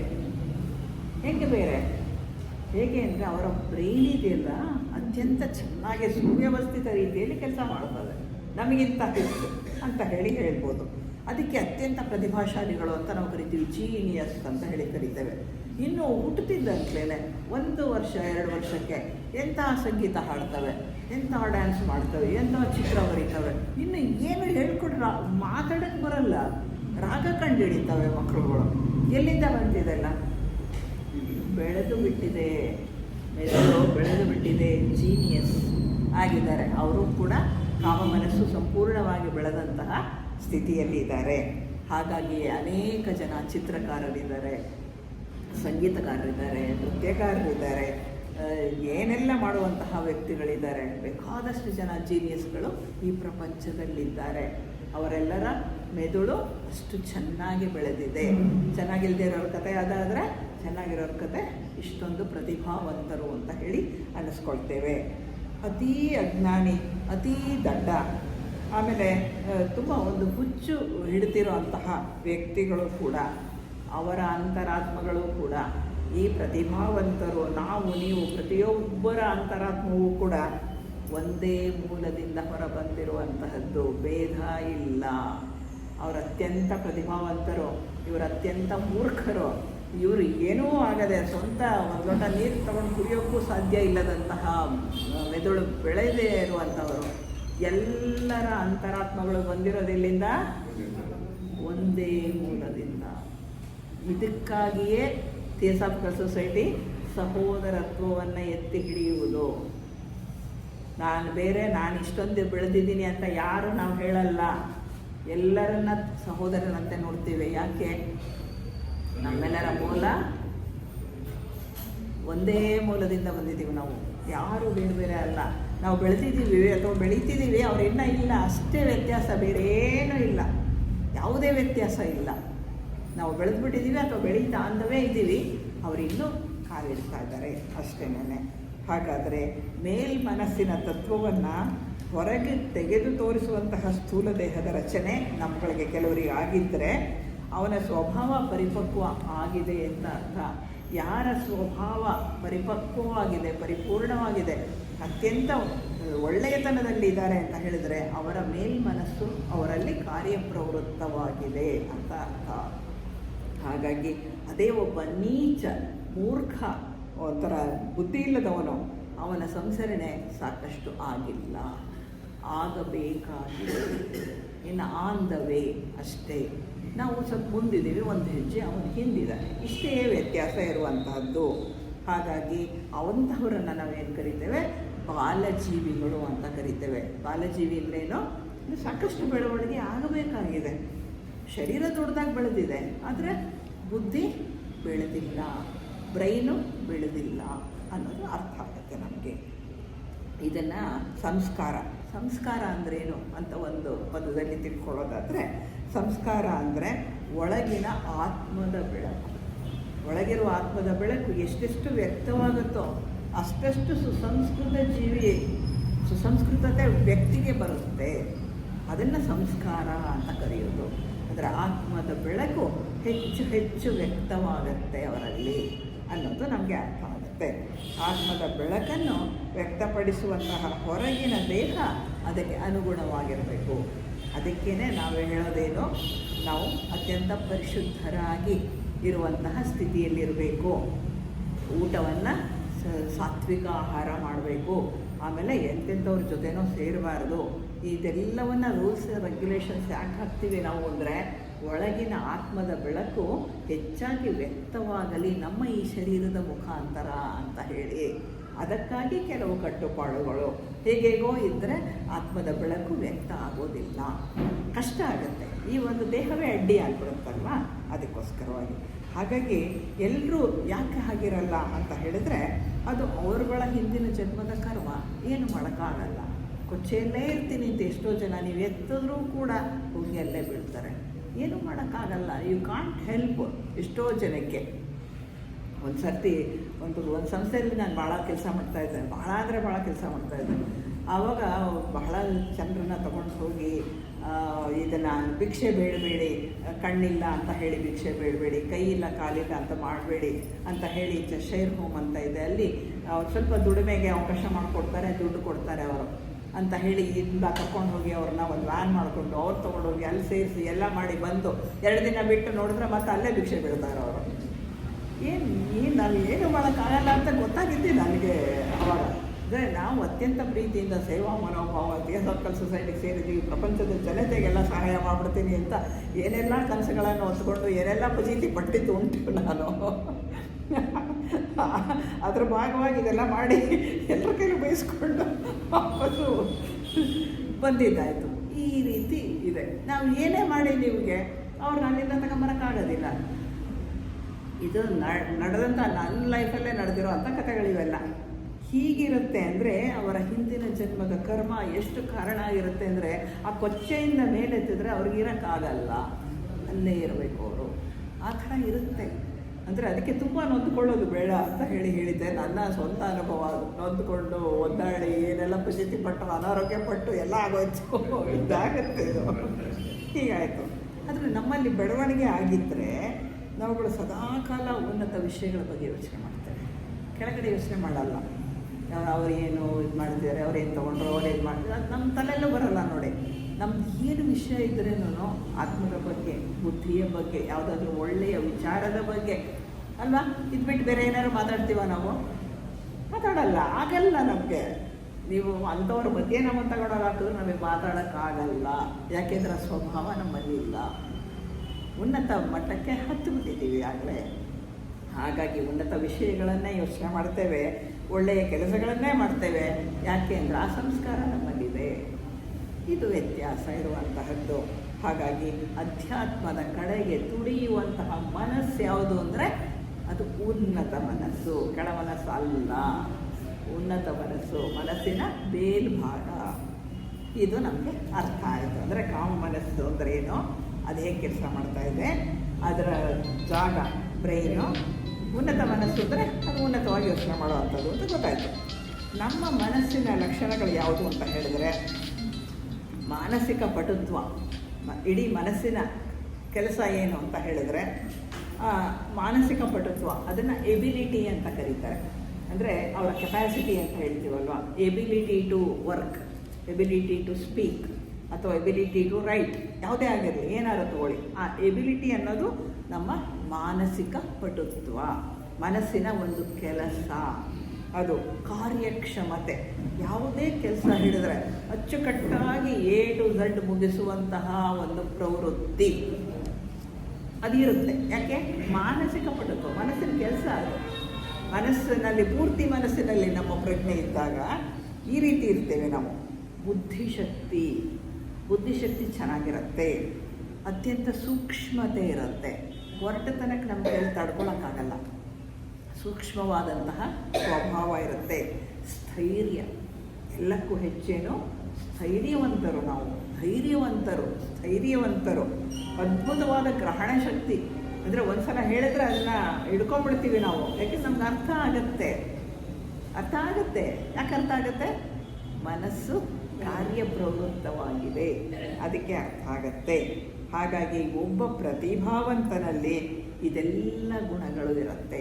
ಎಬಿಲಿಟಿ, ಕೇಪಬಿಲಿಟಿ ಅಂತೇನು ಹೇಳ್ತೀವಿ, ಸ್ಥೈರ್ಯ, ಆಮೇಲೆ ಗ್ರಹಣ ಶಕ್ತಿ, ಇದೆಲ್ಲ ಇದ್ದರೆ ಅವನು ಪ್ರತಿಭಾವಂತ. ಇದೆಲ್ಲ ಇದ್ದರೆ ಪ್ರತಿಭಾವಂತ ಅನ್ನಿಸ್ಕೊಳ್ಳೋಕ್ಕಾಗಲ್ಲ. ಏನು ಗ್ರಹಣ ಶಕ್ತಿನೇ ಇಲ್ಲದೆ ಏನು ಪ್ರತಿಭಾವಂತ ಆಗ್ತಾನೆ? ಹಾಗಾಗಿ ಇವಿಷ್ಟು ಕೂಡ ಇದೆಯಲ್ಲ, ಈ ಗುಣಗಳು, ಇದನ್ನು ನಾವು ಬೆಳೆಸ್ಕೊಳ್ಳಿಕ್ಕೆ ಸಾಧ್ಯ. ಅಂದರೆ ಈಗ ನಾವು 10 ವರ್ಷ ಹಿಂದೆ ಇದ್ದ ನಾನು ಈಗಿಲ್ಲ, ಎಷ್ಟೋ ವಿಷಯದಲ್ಲಿ ಬೆಳೆದಿರ್ತೀವಿ. ಅದೇ ರೀತಿ ನೀವುಗಳು ಕೂಡ ಒಬ್ಬೊಬ್ಬರು ನೀವು ಹಿಂದೆ ನಿನ್ನೆ ಇದ್ದದ್ದು ಇವತ್ತಿರಲ್ಲ. ಕೃಷ್ಣಮೂರ್ತಿ ಅವರು ಅದೇ ಹೇಳ್ತಾರೆ, ಟುಡೇ ಈಸ್ ಸ್ಪೆಷಲ್. ಈ ಕ್ಷಣ ಅದು ಬಹಳ ಮುಖ್ಯನೇ ಹೊರತು ಹಿಂದಿಂದ ಅಥವಾ ಮುಂದಿಂದ ಅಲ್ಲ ಅಂತ ಹೇಳ್ತಾರೆ. ಅದಕ್ಕೆ ಕಾರಣ ಏನು? ಈಗ ನಾನು ಏನಾಗಿದ್ದೀನಿ ಅದು ಬಹಳ ಮುಖ್ಯ ಅನ್ನುವಂತಹದ್ದು. ಹಾಗೆ ನಾವು ಬೆಳೆಸಿಕೊಳ್ಳಬಹುದಾದಂತಹ ಗುಣಗಳು ಇವು. ಅಂದರೆ ಈ ನಮ್ಮ ಕಾಮದೇಹದ ಸ್ವಭಾವ ಅದು ಇದಕ್ಕಿಂತ ಸಂಪೂರ್ಣ ಭಿನ್ನ. ಮನಸ್ಸಿನ ಸ್ವಭಾವ ಇದಾದರೆ, ಕೇಪಬಿಲಿಟಿ ಆದರೆ, ಕಾಮಶರೀರದ ಗುಣ ಇದೆಯಲ್ಲ ಅದರದ್ದನ್ನು ತಿಳ್ಕೊಳ್ಳೋಣ. ಏನದು? ಉದ್ವೇಗ. ಯಾವಾಗ ಓಹೋ ಆ ಕೆಲಸ ಆಗಿಲ್ಲ, ಈ ಕೆಲಸ ಆಗಿಲ್ಲ, ತಕದ ಎತ್ಕೊಂಡಿತಾರಲ್ಲ, ಯಾವುದರಿಂದ? ಕಾಮಶರೀರದ ಕುಣಿತ ಅದು. ಕಾಮಶರೀರದ ಉದ್ವೇಗ, ಅಹಂಕಾರ, ಜಂಬ. ನನ್ನ ಹಾಗೆ ಯಾರೂ ಕೆಲಸ ಮಾಡಲ್ಲ. ಈ ಜಂಬ ಕೂಡ ಇದರದ್ದೇನೆ, ಇದರಲ್ಲಿ ಸೇರಿ ಬಿಡುತ್ತೆ. ಕಾಮ ಮನಸ್ಸಿನಲ್ಲಿ ಏನಾಗುತ್ತೆ? ಇದೆಲ್ಲ ಗುಣ ಮನಸ್ಸಿಂದೆಲ್ಲವೂ ಇದೆ. ಸ್ಥೈರ್ಯ ಇದೆ, ತಿಳ್ಕೊಳ್ತೀವಿ, ಗ್ರಹಣ ಶಕ್ತಿ ಇದೆ, ಎಲ್ಲ ಇದೆ. ಆದರೆ ಕಾಮದ ಜೊತೆಗೆ ಸೇರಿರೋದ್ರಿಂದ ಏನಾಗ್ತಾ ಇದೆ? ನಮ್ಮ ಕಾಮ ಮನಸ್ಸಿನಲ್ಲಿ ಜಂಬನೂ ಸ್ವಲ್ಪ ಸೇರ್ಕೊಳ್ಳುತ್ತೆ, ಅಹಂಕಾರನೂ ಸೇರ್ಕೊಳ್ಳುತ್ತೆ, ಉದ್ವೇಗನೂ ಸೇರ್ಕೊಳ್ಳುತ್ತೆ. ಅದರಿಂದ ಹುಷಾರಾಗಿರಬೇಕು ನಾವು. ಇಲ್ಲಿ ಬಹಳ ಹುಷಾರಾಗಿರಬೇಕು ನಾವು. ಯಾಕೆಂದರೆ ಇಷ್ಟು ಕಾಮ ಮನಸ್ಸಿನ ಗುಣಗಳು ಅಂತ ಅದನ್ನು ತೆಗೆದು ಹಾಕಬೇಕು. ಉದ್ವೇಗ ಪಡೋ ಹಾಗಿಲ್ಲ ಯಾವುದೇ ಕೆಲಸಕ್ಕೂ. ಏನೇ ತೊಂದರೆ ಆದರೂ ಗಾಬರಿ ಆಗೋದು ಬೇಕಾಗಿಲ್ಲ. ಜಂಬ, ನಾನು ಯಾರು ಜಂಬ ಪಡೋಕ್ಕೆ? ಜಂಬನಕ್ಕೆ ಅರ್ಥ ಏನಾರು ಇದೆಯಾ? ಇಡೀ ಪ್ರಪಂಚದಲ್ಲಿ ಸರ್ವಜ್ಞ ಇರೋನು ಒಬ್ಬನೇ, ಶಿವ ಅಥವಾ ಏಕ ಚೈತನ್ಯ. ಅದು ಬಿಟ್ಟು ಬೇರೆ ಯಾರಿಗೂ ಸರ್ವಜ್ಞತ್ವ ಅನ್ನೋದಿಲ್ಲ ಅಲ್ವಾ? ಜಂಬ ಪಡೋಕ್ಕೇನಿದೆ? ಏನೂ ಇಲ್ಲ. ಇದು ಅರ್ಥ ಆಗಿಬಿಟ್ರೆ ಯಾವುದು ಕಾಮದೇಹದ ಯಾವ ಕೆಲಸವೂ ಕೂಡ ನಮಗೆ ತೊಂದರೆ ಕೊಡಲ್ಲ, ಸುಮ್ಮನಾಗ್ಬಿಡುತ್ತೆ. ಅದು ಇವರಿಗೆಲ್ಲ ತಿಳ್ಕೊಂಬಿಟ್ಟಿದ್ದಾರೆ ಅಂತ. ಹಾಗಾಗಿ ನಾವು ಒಂದು ಚೂರು ಕೂಡ ನಮಗೆ ತೊಂದರೆ ಕೊಡದಂತೆ ನಾವು ಕಾಮದೇಹವನ್ನು ಗೆಲ್ಲಬೇಕು. ನಮ್ಮ ಮನಸ್ಸಿನ ಕೆಲಸಗಳಿಗೆ ತೊಂದರೆ ಆಗದ ರೀತಿಯಲ್ಲಿ ನಾವೇನು ಮಾಡಬೇಕು, ಕಾಮ ಮನಸ್ಸನ್ನು ಪಕ್ಕಕ್ಕೆ ಇಟ್ಬಿಡು, ಕಾಮವನ್ನು ಪಕ್ಕಕ್ಕೆ ಇಟ್ಬಿಡ್ಬೇಕು. ನೀನು ಜಂಬ ಗಿಂಬ ಎಲ್ಲ ತೋರಿಸ್ಬೇಡ, ಸರ್ವಜ್ಞ ಸರ್ವಶಕ್ತ ಇದ್ದಾನೊಬ್ಬ, ನಂದು ಏನೂ ಇಲ್ಲ ಅಷ್ಟು ತಿಳ್ಕೊಂಬಿಟ್ರೆ ನಾವು ನಮಗೆ ಜಂಬ ಅನ್ನೋದು ಬರೋದಿಲ್ಲ, ಗಾಬರಿನೂ ಆಗೋದಿಲ್ಲ. ಎಲ್ಲ ಪ್ಲ್ಯಾನ್ ಮಾಡಿರ್ತೀವಿ ಮನಸ್ಸಿನ ಪ್ರಕಾರ, ಪ್ರತಿಯೊಂದನ್ನು ಪ್ಲ್ಯಾನ್ ಮಾಡಿದ್ದೀವಿ, ಎಲ್ಲ ಅದ್ರ ಪ್ರಕಾರ ಅದಾಗ್ತಾ ಇದೆ. ಇವತ್ತು ಟ್ರೈನ್ 5 ನಿಮಿಷ 10 ನಿಮಿಷ ಲೇಟು, ಆದರೂ ನಾನು ಸರಿಯಾದ ವೇಳೆಗೆ ತಲುಪ್ತೀನಲ್ವಾ, ತಲುಪ್ತೀನಿ ಅಂತ ಗೊತ್ತು ನನಗೆ. ಯಾಕೆಂದ್ರೆ ಅಷ್ಟು ಅರ್ಲಿಯಾಗಿ ನಾನು ಹೊರಟಿದ್ದೀನಿ, ಅಷ್ಟು ಮುಂಚೆ ಹೊರಟಿದ್ದೀನಿ ಪ್ಲ್ಯಾನ್ ಮಾಡಿ. ನಾವು 9 ಗಂಟೆಗೆ ಹೊರಟಿಲ್ಲ, ನಾನು 8 ಗಂಟೆಗೆ ಹೊರಟಿದ್ದೀನಿ. ಯಾಕೆ ಇಲ್ಲಿ 10:15 ನಾನು ಇಲ್ಲಿ ಇರಲೇಬೇಕು, ಹೆಂಗೆ ಆಗಲೂ ಬಂದೇ ಬರ್ತೀನಿ. ಈ ಪ್ಲ್ಯಾನಿಂಗ್ ಇದ್ದಾಗ ಗಾಬರಿ ಯಾಕೆ? ಟ್ರೈನ್ 10 ನಿಮಿಷ ಲೇಟ್ ಆದರೆ 10 ನಿಮಿಷ ಪಿಕಪ್ ಮಾಡ್ತಾನೆ, 10 ನಿಮಿಷ ಲೇಟ್ ಆದರೂ ಇನ್ನೂ ಇಲ್ಲಿ ಏನು ಲೇಟ್ ಆಗಲ್ವಲ್ಲ. ಈ ಎಲ್ಲ ಪ್ಲ್ಯಾನಿಂಗು ಮನಸ್ಸು ಮಾಡುತ್ತೆ, ಗಾಬರಿ ಆಗೋ ಅಗತ್ಯ ಇಲ್ಲ. ಇದನ್ನು ನಾವು ನಮ್ಮ ಕಾರಣ ಶರೀರಕ್ಕೆ ತಿಳಿಸ್ಕೊಡ್ಬೇಕು, ನಿನ್ನ ಜಾಗ ಅಷ್ಟೇ ಅಂತ ಹೇಳಿ ತಿಳಿಸ್ಕೊಡ್ಬೇಕಾಗತ್ತೆ. ಸಾಮಾನ್ಯವಾಗಿ ಅಂತರಾತ್ಮನ ಅಭಿವ್ಯಕ್ತತೆಗೆ ಈ ಶರೀರ ಬಹಳ ನಿರ್ಬಂಧವನ್ನು ಒಡ್ಡುತ್ತೆ. ಅಂತರಾತ್ಮ ಪೂರ್ತಿಯಾಗಿ ವ್ಯಕ್ತ ಆಗೋಕ್ಕೆ ಇದು ಬಿಡೋದಿಲ್ಲ.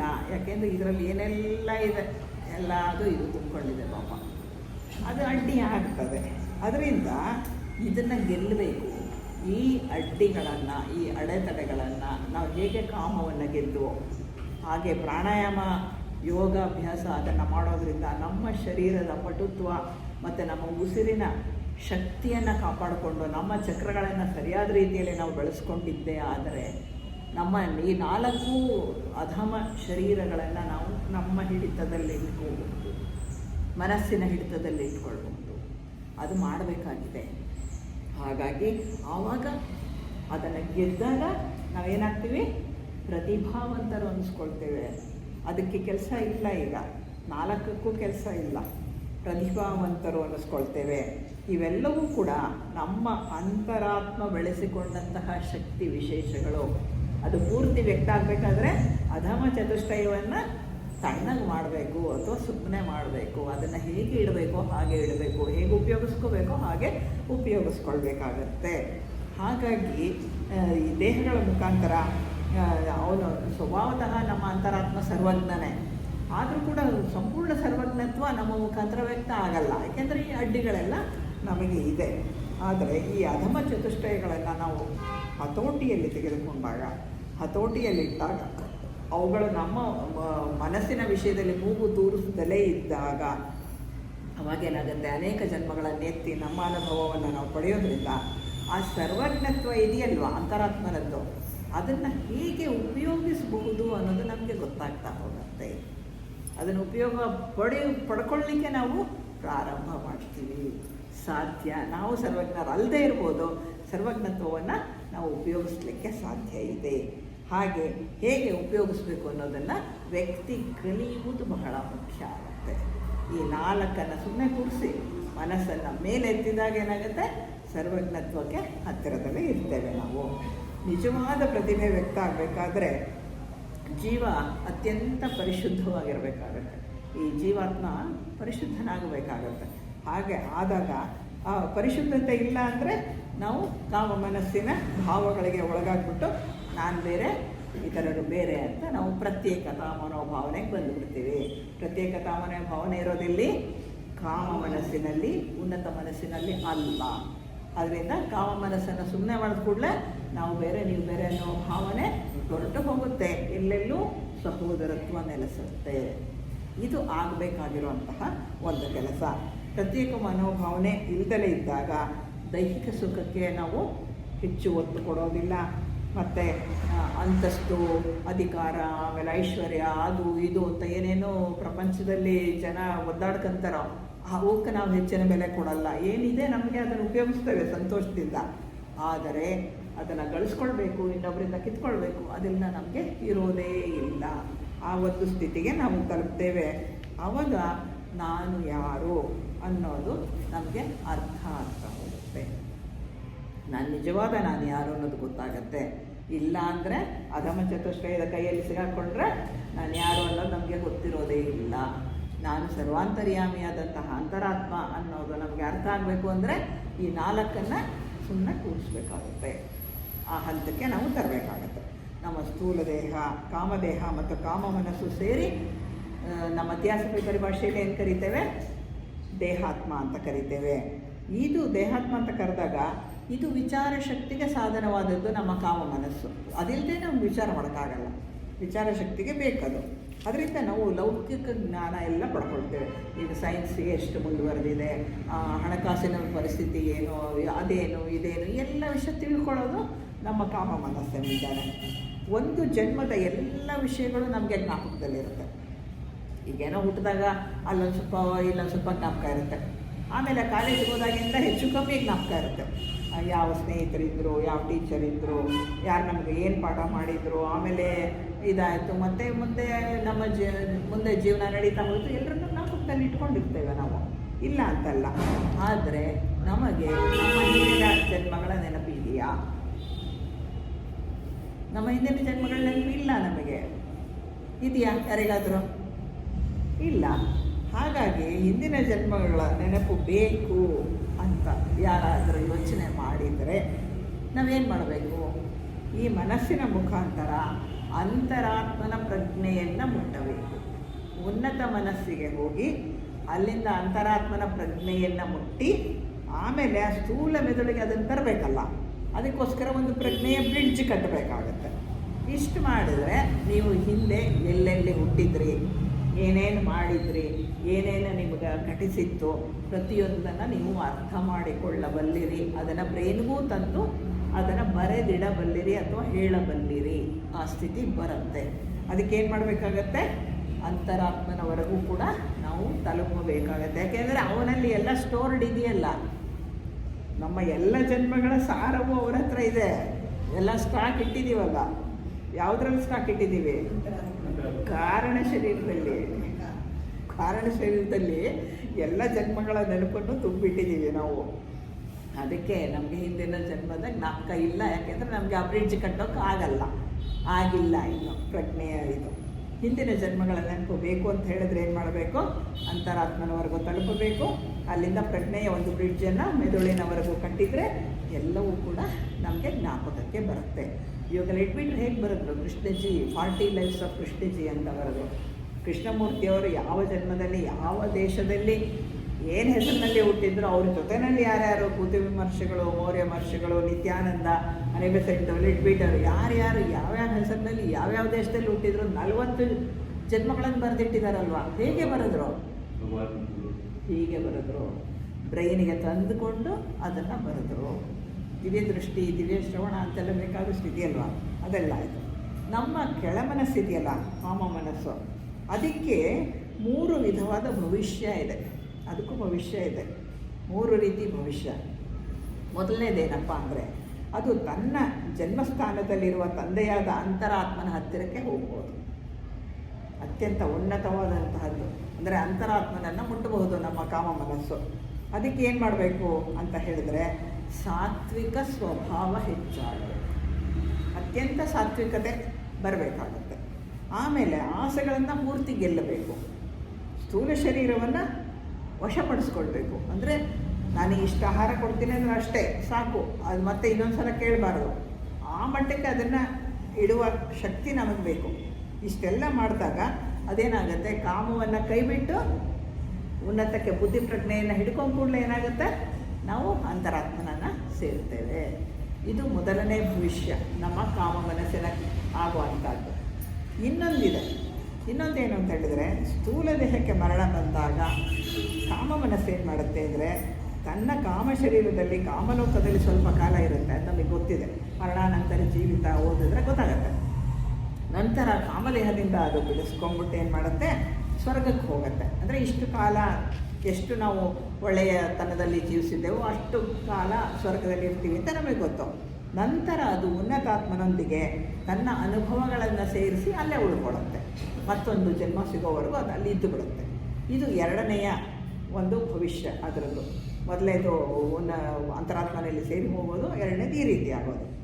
ಆದರೆ ಮರಣ ಹೊಂದಿದಂತಹ ವ್ಯಕ್ತಿ ತುಂಬ ಪಶು ಸ್ವಭಾವದವನಾಗಿದ್ದರೆ, ಬರೀ ಕೆಟ್ಟದ್ದೇ ಯೋಚನೆ, ಕೆಟ್ಟದ್ದೇ ಮಾಡೋದು, ಕೆಟ್ಟದ್ದನ್ನೇ ಮಾಡ್ತಾ ಇದ್ದರೆ ಏನಾಗುತ್ತೆ, ಅವನ ಮನಸ್ತತ್ವದ ಅಂಶ ಅವನ ಕಾಮದೇಹಕ್ಕೆ ಹೆಚ್ಚು ಚೈತನ್ಯ ಕೊಟ್ಟು ಅವನು ಸತ್ತ ನಂತರ ಭೂತದಂತೆ ಉಳ್ಕೊಳ್ತಾನೆ. ಅವನು ಕೇಳಿದ್ದೀವಿ ನಾವು ಕೆಲವು ಕಡೆ ಭೂತಗಳು ಉಂಟು ಅಂತ ಹೇಳಿ, ಅದು ಸಂಪೂರ್ಣ ತಪ್ಪು ಅಲ್ಲ. ಅದು ಉಂಟು. ಹೇಗೆ ಅಂದರೆ ಈ ಥರ ಉಳ್ಕೊಂಡಿರೋರು ಅದು ಕೊನೆಗೆ ಹಾಳಾಗಿ ಕಾಮಲೋಕದ ಪ್ರಕೃತಿಯಲ್ಲಿ ಲೀನವಾಗುತ್ತೆ. ಅದಕ್ಕೂ ಒಂದು ಟೈಮ್ ಅಂತ ಇರುತ್ತೆ, ಆಮೇಲೆ ಅದು ಹೊರಟು ಹೋಗುತ್ತೆ. ಇನ್ನು ಈ ಮಧ್ಯವರ್ತಿಗಳು ಅಂತ ಇರ್ತಾರೆ, ಯಾರ್ದು ನಿಮ್ಮಲ್ಲಿ ಸತ್ತೋದವ್ರದ್ದು ಆತ್ಮನ ಕರ್ಕೊಬಂದು ಮಾತಾಡಿಸ್ಬಿಡ್ತೀವಿ ಅಂತ ಸುಳ್ಳು ಹೊಗಳೇ ಬಿಡ್ತಾರೆ. ಅದೇನೋ ಒಂದು ದೀಪ ಇಡ್ತಾರೆ, ಅದನ್ನು ಓಡಾಡಿಸ್ತಾರೆ, ಇದು ಮಾಡ್ತಾರೆ, ಏನೇನೋ ಮಾಡ್ತಾರೆ.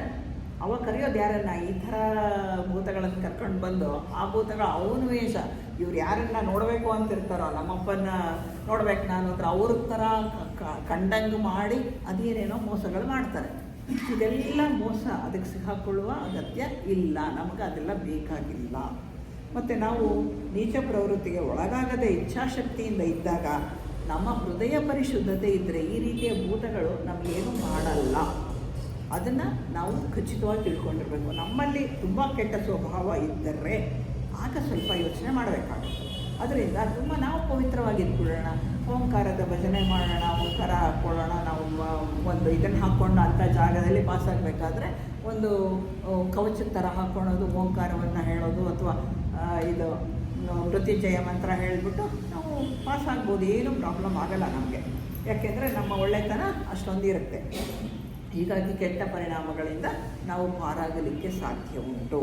ಇನ್ನು ಮೂರನೇ ವಿಷಯ ಒಂದಿದೆ, ಅದೇನು ಅಂದರೆ ಮನಸ್ತತ್ವ ಕಾಮದೊಡನೆ ಪೂರ್ತಿ ಬೆರೆತು ತನ್ನ ತಂದೆಯಿಂದ ಪೂರ್ತಿ ಬೇರೆಯಾಗುವುದು. ಅಂದರೆ ಮೇಲ್ಮನಸ್ಸನ್ನು ಕಾಮ ಮನಸ್ಸು ಕೈ ಬಿಟ್ಟುಬಿಡುತ್ತೆ. ಅವಾಗೇನಾಗುತ್ತೆ, ಪೂರ್ತಿ ಅಧಃಪತನ. ಅದು ತುಂಬ ಅಪರೂಪ, ಅದಾಗೋದಿಲ್ಲ ಸಾಮಾನ್ಯವಾಗಿ. ಆದರೂ ಕೆಲವರು ಆಗ್ತಾರೆ. ಅಂಥ ಜೀವಗಳನ್ನು ಸಪ್ರೇಟಾಗಿ ಇಟ್ಬಿಟ್ಟು ಈ ಭೂಗ್ರಹ ನಾಶ ಆಗಬೇಕಾದ್ರೆ ತಗೊಳ್ಳಿ ನಿಮಗೆ ಅಂತ ಹೇಳಿ ಬಿಡ್ತಾರಂತೆ ಅಂತ ಎಲ್ಲೋ ಓದಿದ ನೆನಪು. ಹೀಗೆಲ್ಲ ಉಂಟು. ಇದು 3 ಭವಿಷ್ಯಗಳಿದೆ. ಇದರಲ್ಲಿ ಮೊಟ್ಟ ಮೊದಲನೇ ಭವಿಷ್ಯ ಅದೆಲ್ಲ ಅದು ಬಹಳ ಒಳ್ಳೆಯದು. ಅಂದರೆ ಆತ್ಮನೊಡನೆ ಅಂತರಾತ್ಮನನ್ನು ಭೇಟಿ ಮಾಡುವಂತಹ ವಿಷಯ. ಇನ್ನು ಒಬ್ಬ ವ್ಯಕ್ತಿ ಸ್ಥೂಲ ದೇಹದಲ್ಲಿ ಬದುಕಿರುವಾಗ ತನ್ನ ಕಾಮದೇಹವನ್ನು ಸ್ಥೂಲ ದೇಹದಿಂದ ಬೇರೆ ಮಾಡಿ ದೂರ ಕೂಡ ಕಳಿಸಬಹುದು. ಅದನ್ನು ಅಲ್ಲಿ ಹೋಗಿ ಅಲ್ಲಿನ ಪರಿಸ್ಥಿತಿ ತಿಳ್ಕೊಂಡು ಬಂದು ಸ್ಥೂಲ ದೇಹದ ಒಂದು ಪ್ರಜ್ಞೆಗೆ ತಲುಪಿಸೋದಕ್ಕೆ ಸಾಧ್ಯ ಇದೆ. ಮಧ್ಯವರ್ತಿಯ ಕಾಮದೇಹ ಹೀಗೆ ಕೂಡ ಮಾಡ್ಬೋದು. ಆಗ ಅವನ ಸ್ಥೂಲ ದೇಹ ಮೂರ್ಛೆ ಸ್ಥಿತಿನಲ್ಲಿ ಇರುತ್ತೆ. ಉದಾಹರಣೆ ಕೂಡ ಇದೆ ನಮಗೆ. ಅಂದರೆ ಎಡ್ಗರ್ ಕೇಸಿ ಅನ್ನೋರೊಬ್ಬರು ಇದ್ದರು, ಅವರನ್ನು ಮಲಗಿಸ್ಬಿಟ್ರೆ ಪೂರ್ತಿಯಾಗಿ ಅವರು ನಿದ್ರಾವಶರಾದರೆ ಮೂರ್ಛೆ ಸ್ಥಿತಿಗೆ ಹೋದರೆ ಅವ್ರನ್ನ ಏನು ಕೇಳಲಿ, ಅವರು ಅದಕ್ಕೆ ಉತ್ತರ ಕೊಡೋರು. ಯಾರಿಗೋ ಹುಷಾರಿಲ್ಲ, ಇವ್ರಿಗೆ ಏನು ಮಾಡಬೇಕು, ಇವ್ರಿಗೆ ಯಾತಕ್ಕಾಗಿದೆ ಅಂದರೆ ಎಲ್ಲವನ್ನ ಅವ್ರು ಹೇಳ್ತಿದ್ರು. ಅವ್ರಿಗೆ ಅದು ಸಾಧ್ಯ ಇತ್ತು. ಎಡ್ಗರ್ ಕೇಸಿ ಅಂತ ಒಬ್ಬರು ಇದ್ದರು. ಹಾಗಾಗಿ ಅದನ್ನು ಮಾಡ್ತಾಯಿದ್ರು. ಅದು ಪ್ರೇತಾತ್ಮ ಅಲ್ಲ, ವ್ಯಕ್ತಿಯ ಕಾಮದೇಹ ಅಲ್ಲಿಗೆ ಹೋಗಿ ವಿಷಯವನ್ನು ತಿಳ್ಕೊಂಡು ಬಂದು ವಿಷಯವನ್ನು ಹೇಳ್ತಾ ಇರುತ್ತೆ. ಹಾಗಿರುತ್ತೆ. ಇನ್ನು ಜೀವನ್ಮುಕ್ತ ಮಹಾತ್ಮರಿಗೆ ಹಾಗೂ ಅವರ ಕೆಲವು ಶಿಷ್ಯಂದರಿಗೆ ಅವರ ಸ್ಥೂಲ ದೇಹದಂತೆ ಇರುವ ದೇಹವನ್ನು ರಚಿಸಿಕೊಂಡು ಎಲ್ಲಿ ಬೇಕಾದರೂ ಹೋಗಿ ಕೆಲಸ ಮಾಡಿ ವಾಪಸ್ ಬರುವ ಶಕ್ತಿ ಇದೆ. ನಮ್ಮ ಜೀವನ್ಮುಕ್ತ ಮಹಾತ್ಮರಿಗಿದೆ. ಆಮೇಲೆ ಅವರ ಕೆಲವು ಶಿಷ್ಯಂದರಿಗೂ ಕೂಡ ಇದು ಉಂಟು. ಮತ್ತು ಇದಕ್ಕೆಲ್ಲ ಶಿಕ್ಷಣ ಬೇಕಾಗತ್ತೆ. ಗುರುಗಳ ಸಹಾಯದಿಂದ ಇದನ್ನು ಕಲೀಲಿಕ್ಕೆ ಸಾಧ್ಯ ಇದೆ. ನಮ್ಮ ಅನಿಬೆಸೆಂಟ್ ಅವರು ಆ ರೀತಿ ಕೆಲಸವನ್ನು ಮಾಡ್ತಾಯಿದ್ರು. ಒಂದು ದಿವಸ ಬೆಂಕಿ ಬಿದ್ದಂತಹ ಹಡಗಿನಲ್ಲಿ ಭಾಳಷ್ಟು ಜನರನ್ನು ಅವರು ಕಾಪಾಡ್ತಾ ಇದ್ದಾಗ ಒಂದು ಬೆಂಕಿಯ ತೊಲೆ ಅಥವಾ ಉರಿತಾ ಇದ್ದಂಥದ್ದು ಭುಜದ ಮೇಲೆ ಬಿದ್ದುಬಿಡುತ್ತೆ. ಆ ಕ್ಷಣ ಅವ್ರಿಗೆ ತಕ್ಷಣ ಅಯ್ಯೋ ಅನ್ನಿಸ್ಬಿಡುತ್ತೆ. ಅಂದರೆ ಅವರು ಅಂದ್ಕೊಂಡಿರ್ತಾರೆ ಸ್ಥೂಲ ದೇಹದ ಮೇಲೆ ಬಿತ್ತು ಅಂತ. ಆದರೆ ಅವರ ಕಾಮದೇಹದಲ್ಲಿ ಬಿದ್ದಾಗ ಏನೂ ಆಗಲ್ಲ. ಆದರೆ ಅವ್ರು ಯಾವಾಗ ಒಂದು ಕ್ಷಣ ಸ್ಥೂಲಕ್ಕೆ ಬಂದರೋ ಆವಾಗ ಭುಜದ ಬೆಂಕಿ ಸುಟ್ಟ ಗಾಯ ಆಗಿಬಿಟ್ಟಿರುತ್ತೆ. ಬೆಳಗ್ಗೆ ಅವರು ಎದ್ದಾಗ ಭುಜದಲ್ಲಿ ಗಾಯ ಉಳಿದಿರುತ್ತೆ ಅವರಿಗೆ. ಅಂದರೆ ಅವರು ರಾತ್ರಿಯೆಲ್ಲ ಹೋಗಿ ಕೆಲಸ ಮಾಡ್ತಾಯಿದ್ರು ಅನ್ನೋದು ನಮಗೆ ಗೊತ್ತಾಗುತ್ತೆ. ನಾವು ಕೂಡ ಮಲಗೋದಕ್ಕೆ ಮುಂಚೆ ಗಟ್ಟಿ ನಿರ್ಧಾರ ಮಾಡಿ ನನ್ನ ಶರೀರವನ್ನು ನಾನು ಮಲಗಿದಾಗ ಒಳ್ಳೆಯ ಕೆಲಸಗಳಿಗೆ ಉಪಯೋಗಕ್ಕೆ ಬರಲಿ, ನಾನು ಸೇವೆ ಮಾಡೋಕ್ಕೆ ಸಿದ್ಧ ಅಂತ ಹೇಳಿ ಮಲಗಿದರೆ ನಾವು ಕೂಡ ಕೆಲಸ ಮಾಡಲಿಕ್ಕೆ ಸಾಧ್ಯ ಉಂಟು. ಅದು ಕೂಡ ನಡೆಯುವಂತಹದ್ದು. ಇದೆಲ್ಲ ಕೂಡ ಕೆಳ ಮನಸ್ಸಿನ ಕೆಲಸ. ಇನ್ನು ಸ್ವಲ್ಪ ಉನ್ನತ ಮನಸ್ಸಿನ ಬಗ್ಗೆ ಸ್ವಲ್ಪ ತಿಳ್ಕೊಳ್ಳೋಣ. ಉನ್ನತ ಮನಸ್ಸು ಅಂದರೆ ಶಾಶ್ವತವಾದ ಆಲೋಚಿಸುವ ಇದನ್ನೆಲ್ಲ ಅವನೇ ಉನ್ನತ ಮನಸ್ಸು ಅಂತ ಕರೆಯೋದು.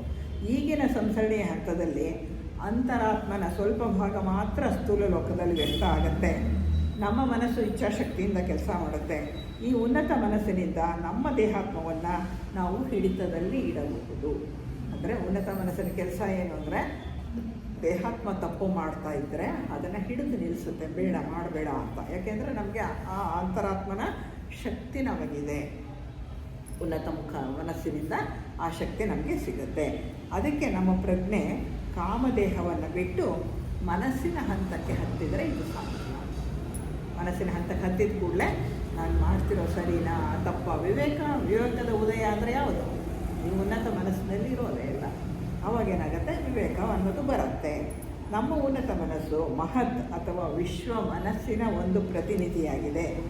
ನಮ್ಮ ಪ್ರಜ್ಞೆ ಉನ್ನತ ಮನಸ್ಸಿಗೆ ಏರಿದ್ರೆ ಆಗ ಈ ಚಿಕ್ಕ ಐ ಅಂತೀವಲ್ಲ ದೇಹಾತ್ಮ, ಆ ದೇಹಾತ್ಮ ಭಾವ ಹೊರಟು ಹೋಗುತ್ತೆ, ಅದು ಇರೋದಿಲ್ಲ. ಬರೀ ಉನ್ನತ ಆತ್ಮ ಮಾತ್ರ ಅಂದರೆ ಬಿಗ್ ಐ ಮಾತ್ರ ಇರುತ್ತೆ. ನಾನು ಅನ್ನೋದಿರಲ್ಲ, ಅಹಂ ಅನ್ನೋದಿರೋದಿಲ್ಲ. ಅಹಂಕಾರ ಕೆಳ ಮನಸ್ಸಿನ ಗುಣ. ಉನ್ನತ ಮನಸ್ಸಿನಲ್ಲಿ ಅಹಂ ಇಲ್ಲ, ಎಲ್ಲರೂ ಒಂದೇ ಅಂತ ನೋಡುವಂತಹದ್ದು ಇದು.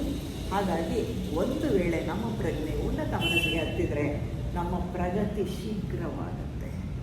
ಯಾಕೆಂದರೆ ಇದು ಹೊಯ್ದಾಟ ಕೆಳಕ್ಕೆ ಇಳಿಯುವ ಸ್ವಭಾವ ಇರಲ್ವಲ್ಲ, ಅದರಿಂದ ಬಹಳ ಬೇಗ ನಮ್ಮ ಪ್ರಗತಿ ಸಾಧ್ಯ ಆಗುತ್ತೆ. ಇಲ್ಲಿ ಇಚ್ಛೆ ಬಗ್ಗೆ ನಾವು ತಿಳ್ಕೋಬೇಕಾಗತ್ತೆ. ಇಚ್ಛೆ ಅನ್ನೋದು ಈಶ್ವರನ ಒಂದು ಮುಖ. ಇಚ್ಛೆ, ಜ್ಞಾನ, ಕ್ರಿಯೆ, ಮೂರು ರೂಪದಲ್ಲಿ ಈಶ್ವರ ಪ್ರಕಟ ಆಗೋದು. ಇಚ್ಛೆ ಅನ್ನೋದು ಈಶ್ವರನ ಮೊದಲನೆಯ ಒಂದು ಮುಖ. ಹಾಗಾಗಿ ಅದು ಪೂರ್ಣ ಸ್ವತಂತ್ರವಾದಂತಹ ಮುಖ. ಅದು ಇಚ್ಛೆ ಅನ್ನೋದು ವಿಲ್ ಅಂತೇನು ಕರಿತೀವಿ, ಅದನ್ನು ಏನಂತ ಕರೀತಾರೆ ಅಂದರೆ ನಿರುಪಾಧಿಕ ಚೈತನ್ಯ ಅಂತ ಕರೀತಾರೆ. ಇಚ್ಛೆ ಅನ್ನೋದೇ ನಿರುಪಾಧಿಕ ಚೈತನ್ಯ ಅನ್ನುವಂತಹದ್ದು. ಹಾಗಾಗಿ ಇಚ್ಛೆಯಿಂದ ಇಡೀ ವಿಶ್ವದ ಅಭಿವ್ಯಕ್ತಿಯಾಗಿದೆ. ಈಶ್ವರ ಏನಂದ್ಕೊಂಡ್ರು? ಇಚ್ಛೆ, ಪ್ರಪಂಚ ಹುಟ್ಟಬೇಕು ಅಂದ್ಕೊಂಡ್ರು. ಅವರ ಇಚ್ಛೆಯಿಂದ ಏನಾಯಿತು? ಇಡೀ ಪ್ರಪಂಚದ ಸೃಷ್ಟಿಯಾಯಿತು ಅಲ್ವಾ? ಇಚ್ಛೆಗೆ ಅಷ್ಟು ಶಕ್ತಿ ಇದೆ. ಇಡೀ ವಿಶ್ವದ ಅಭಿವ್ಯಕ್ತಿ ಆಗಿರೋದು ಇಚ್ಛೆಯಿಂದ. ಈ ಅಭಿವ್ಯಕ್ತಿಗೊಂಡಂತಹ ವಿಶ್ವ ಪ್ರಕೃತಿ ನಿಯಮಕ್ಕೆ ಒಳಪಡಲೇಬೇಕು. ಪ್ರಕೃತಿ ಅಂತ ಒಂದಿದೆಯಲ್ಲ, ಪ್ರಕೃತಿ ಚೈತನ್ಯ ಎರಡಿರುವಂಥದ್ದು. ಚೈತನ್ಯ ಇಲ್ಲದೆ ಪ್ರಕೃತಿ ಇಲ್ಲ, ಪ್ರಕೃತಿ ಇಲ್ಲದೆ ಚೈತನ್ಯ ಇಲ್ಲ. ವಿಶ್ವ ವ್ಯಕ್ತ ಆಗಬೇಕು ಅಂದರೆ ಪ್ರಕೃತಿಯೊಳಕ್ಕೆ ಬರಬೇಕು ಅವರು. ಆ ಚೈತನ್ಯ ಪ್ರಕೃತಿಗೆ ಬಂದಾಗಲೇ ಪ್ರಪಂಚ ಆಗುವಂಥದ್ದು. ಹಾಗಾಗಿ ಆ ಪ್ರಕೃತಿಯ ನಿಯಮಕ್ಕೆ ಒಳಪಡುತ್ತೆ. ಆವಾಗ ಏನಾಗುತ್ತೆ ಅಂದರೆ ಎಲ್ಲ ಮಾನಸ ಪುತ್ರರು ಹಾಗೂ ಉನ್ನತ ಮನಸ್ಸಿನ ಹಂತದಲ್ಲಿ ವ್ಯಕ್ತವಾಗುವಂತಹ ಜೀವಾತ್ಮರುಗಳೆಲ್ಲರೂ ಕೂಡ ನಿಯಮಕ್ಕೆ ಬದ್ಧರು. ನಮ್ಮ ಗುರುಗಳಿಂದ ಹಿಡಿದು ಪ್ರತಿಯೊಬ್ಬರಿಂದ ಹಿಡಿದು ನಾವು ಕೂಡ ನಿಯಮಕ್ಕೆ ಬದ್ಧರು. ನಾವು ನಿಯಮ ಬಿಟ್ಟು ಹೊರಗಡೆ ಹೋಗೋಕ್ಕಾಗಲ್ಲ, ನಿಯಮಕ್ಕೆ ಬದ್ಧರು. ಯಾಕೆಂದರೆ ನಮ್ಮಲ್ಲಿ ಉನ್ನತ ಮನಸ್ಸು ಹೆಚ್ಚಾಗಿ ವ್ಯಕ್ತ ಆಗ್ತಾ ಇದೆ. ಆದರೂ ಅವರು ತಮ್ಮ ತಮ್ಮ ಕ್ಷೇತ್ರದಲ್ಲಿ ಸ್ವತಂತ್ರರಾಗಿ ಕೆಲಸ ಮಾಡೋಕ್ಕಾಗತ್ತೆ. ಈಗ ನಾನೇ ಬೇರೆ ರೀತಿ ಕೆಲಸ ಮಾಡ್ತೀನಿ, ನೀವುಗಳೇ ಬೇರೆ ರೀತಿ ಕೆಲಸ ಮಾಡ್ತೀರ ಅಲ್ವಾ? ಎಲ್ಲ ಕೆಲಸವೂ ಪ್ರಪಂಚಕ್ಕೆ ಬೇಕಾದಂತಹದ್ದೇ ಹೊರತು ಬೇರೆ ಬೇರೆ ಏನಲ್ವಲ್ಲ. ಹಾಗೆ ಪ್ರತಿಯೊಬ್ಬರು ವೈಯಕ್ತಿಕವಾಗಿ ಅವರವರ ಕೆಲಸವನ್ನು ಅವ್ರು ಮಾಡ್ತಾ ಹೋಗ್ತಾರೆ. ಆದರೆ ಎಲ್ಲರೂ ಇರೋದಿಲ್ಲೇ ಉನ್ನತ ಮನಸ್ಸಿನಲ್ಲಿ ಇದ್ಕೊಂಡು ಕೆಲಸ ಮಾಡೋದು. ಆದರೆ ಪ್ರಜ್ಞೆಯು ಕೆಳಗಿನ ಲೋಕಗಳಲ್ಲಿ ಕೆಲಸ ಮಾಡುವಾಗ ಅದು ಪರಿಮಿತಿಗೆ ಒಳಪಡುತ್ತೆ. ಆದರೂ ಪ್ರಜ್ಞೆಗೆ ಕಾಮ ಮತ್ತು ಸ್ಥೂಲ ದೇಹಗಳ ಮೇಲೆ ಒಂದು ಹಿಡಿತಾ ಇದ್ದೇ ಇರುತ್ತೆ. ವಿಲ್ಲಂದ್ರೆ ಅದೇನೇನೆ ಇಚ್ಛಾಶಕ್ತಿಯಿಂದ ನಮ್ಮ ಶರೀರವನ್ನು, ನಮ್ಮ ಆಸೆ ಆಕಾಂಕ್ಷೆಗಳನ್ನು ನಾವು ಗೆಲ್ಲಬಹುದು. ಇದು ನಮಗೆ ದೇವರು ಕೊಟ್ಟಿರುವಂತಹ ವರ, ಇಚ್ಛೆ. ಆದ್ದರಿಂದ ನಮ್ಮ ಎಲ್ಲ ನಾಲ್ಕನ್ನು ಕೂಡ ನಾವು ಹಿಡಿತದಲ್ಲಿ ಇಟ್ಕೊಂಡಿರಬಹುದು. ಯೋಗಿಗಳು ಎಷ್ಟೋ ದಿವಸ ಉಸಿರಾಡಲ್ಲ, ಹಾಗೆ ಇರ್ತಾರೆ, ಅಷ್ಟು ಇಚ್ಛಾಶಕ್ತಿ ಇರುತ್ತೆ ಅವರಿಗೆ ಅಲ್ವಾ? ನಾಲ್ಕನ್ನೂ ಹಿಡಿತದಲ್ಲಿ ಇಡಲಿಕ್ಕೆ ಸಾಧ್ಯ ಉಂಟು ಇಚ್ಛೆಯಿಂದ. ಕೊಟ್ಟ ಕೊನೆಗೆ ಪ್ರಜ್ಞೆಯೇ ಜಯಗಳಿಸುತ್ತದೆ. ನಾವು ಮರೆಯುವ ಹಾಗೆ ಇಲ್ಲ. ಕಾಮ ಅಲ್ಲ ಜಯಗಳಿಸೋದು, ಪ್ರಜ್ಞೆ ಅದೇ ಜಯಗಳಿಸೋದು, ಪ್ರಜ್ಞೆಯೇ ಜಯಗಳಿಸೋದು. ಹಾಗಾಗಿ ಎಲ್ಲ ನಮ್ಮ ಕೀಳು ಮಟ್ಟದ ಸ್ವಭಾವಗಳನ್ನು ತನ್ನ ಕೈಗೆ ಪ್ರಜ್ಞೆ ಎತ್ತಿಕೊಳ್ಳುತ್ತದೆ. ಎತ್ಕೊಳ್ಳೇಬೇಕು, ಎತ್ಕೊಳ್ಳುತ್ತದೆ. ಅದರ ಮೇಲೆ ಜಯ ಸಾಧಿಸುತ್ತದೆ. ಹೇಗೆ ಅಂತ ಹೇಳಿದರೆ ಸ್ಥೂಲ ದೇಹದ ಮೇಲೆ ಕಾಮದೇಹ ಜಯ ಸಾಧಿಸುತ್ತೆ. ಆದರೆ ಆಸೆಗಳು ಹೇಳ್ದಂಗೆ ಶರೀರ ಕೇಳೋ ಥರ ಮಾಡ್ಕೊಂಡ್ಬಿಡುತ್ತೆ ಅಲ್ವಾ? ಇದು ಹೇಳಿದ್ರೆ ತಾನೇ ಅದು ಕೆಲಸ ಮಾಡೋವಂಥದ್ದು. ಹಾಗೆ ಆಸೆಗಳನ್ನು ಪೂರೈಸ್ಕೊಳ್ಳೋದಕ್ಕೆ ದೇಹ ಅದನ್ನು ಉಪಯೋಗಿಸ್ಕೊಳ್ಳುತ್ತೆ. ಆದರೆ ಆಶಾಶಕ್ತಿ ಇಚ್ಛೆಗೆ ಅಧೀನ. ಹಾಗಾಗಿ ನಮ್ಮ ಕಾಮವನ್ನು, ನಮಗೇನೋ ಒಂದು ಆಸೆ ಆಯಿತು, ಅದನ್ನು ಇಚ್ಛಾಶಕ್ತಿಯಿಂದ ತಡೆಯೋದಕ್ಕೆ ಸಾಧ್ಯ ಇದೆ, ಅದನ್ನು ಗೆಲ್ಲಕ್ಕೆ ಸಾಧ್ಯ ಇದೆ. ಇದು ನಮಗೊಂದು ವರದಾನ. ಇಚ್ಛಾಶಕ್ತಿ ಅನ್ನುವಂತಹದ್ದು ಎಂತಹದ್ದೇ ಸ್ಥಿತಿಯಲ್ಲೂ ಪರಿಸ್ಥಿತಿಯಲ್ಲಿ ಕೂಡ ನಾವು ಕೆಳಗೆ ಬೀಳದಲೇ ಎದ್ದು ನಿಂತು ನಮ್ಮ ಮೇಲೆ ನಾವು ಜಯ ಸಾಧಿಸಬಹುದು. ಯಾವುದರಿಂದ? ಇಚ್ಛಾಶಕ್ತಿಯಿಂದ. ಹಾಗೆ ಇಚ್ಛೆ ಕಾಮದೇಹವನ್ನು ವಶಪಡಿಸಿಕೊಳ್ಳಬಲ್ಲದು ಅನ್ನೋದು ನಮಗೆ ಗೊತ್ತಾಗತ್ತೆ. ಈಗ ಅಧಮ ಚತುಷ್ಟಯ ಅನ್ನುವಂಥದ್ದು ಉನ್ನತಾತ್ಮ ಹೇಳುವಂತೆ ಕೇಳುವ ಸ್ಥಿತಿಗೆ ಬಂದುಬಿಡುತ್ತೆ. ಆತ್ಮಬುದ್ಧಿ ಮನಸ್ಸಿಗೆ ಅಧೀನವಾಗತ್ತೆ.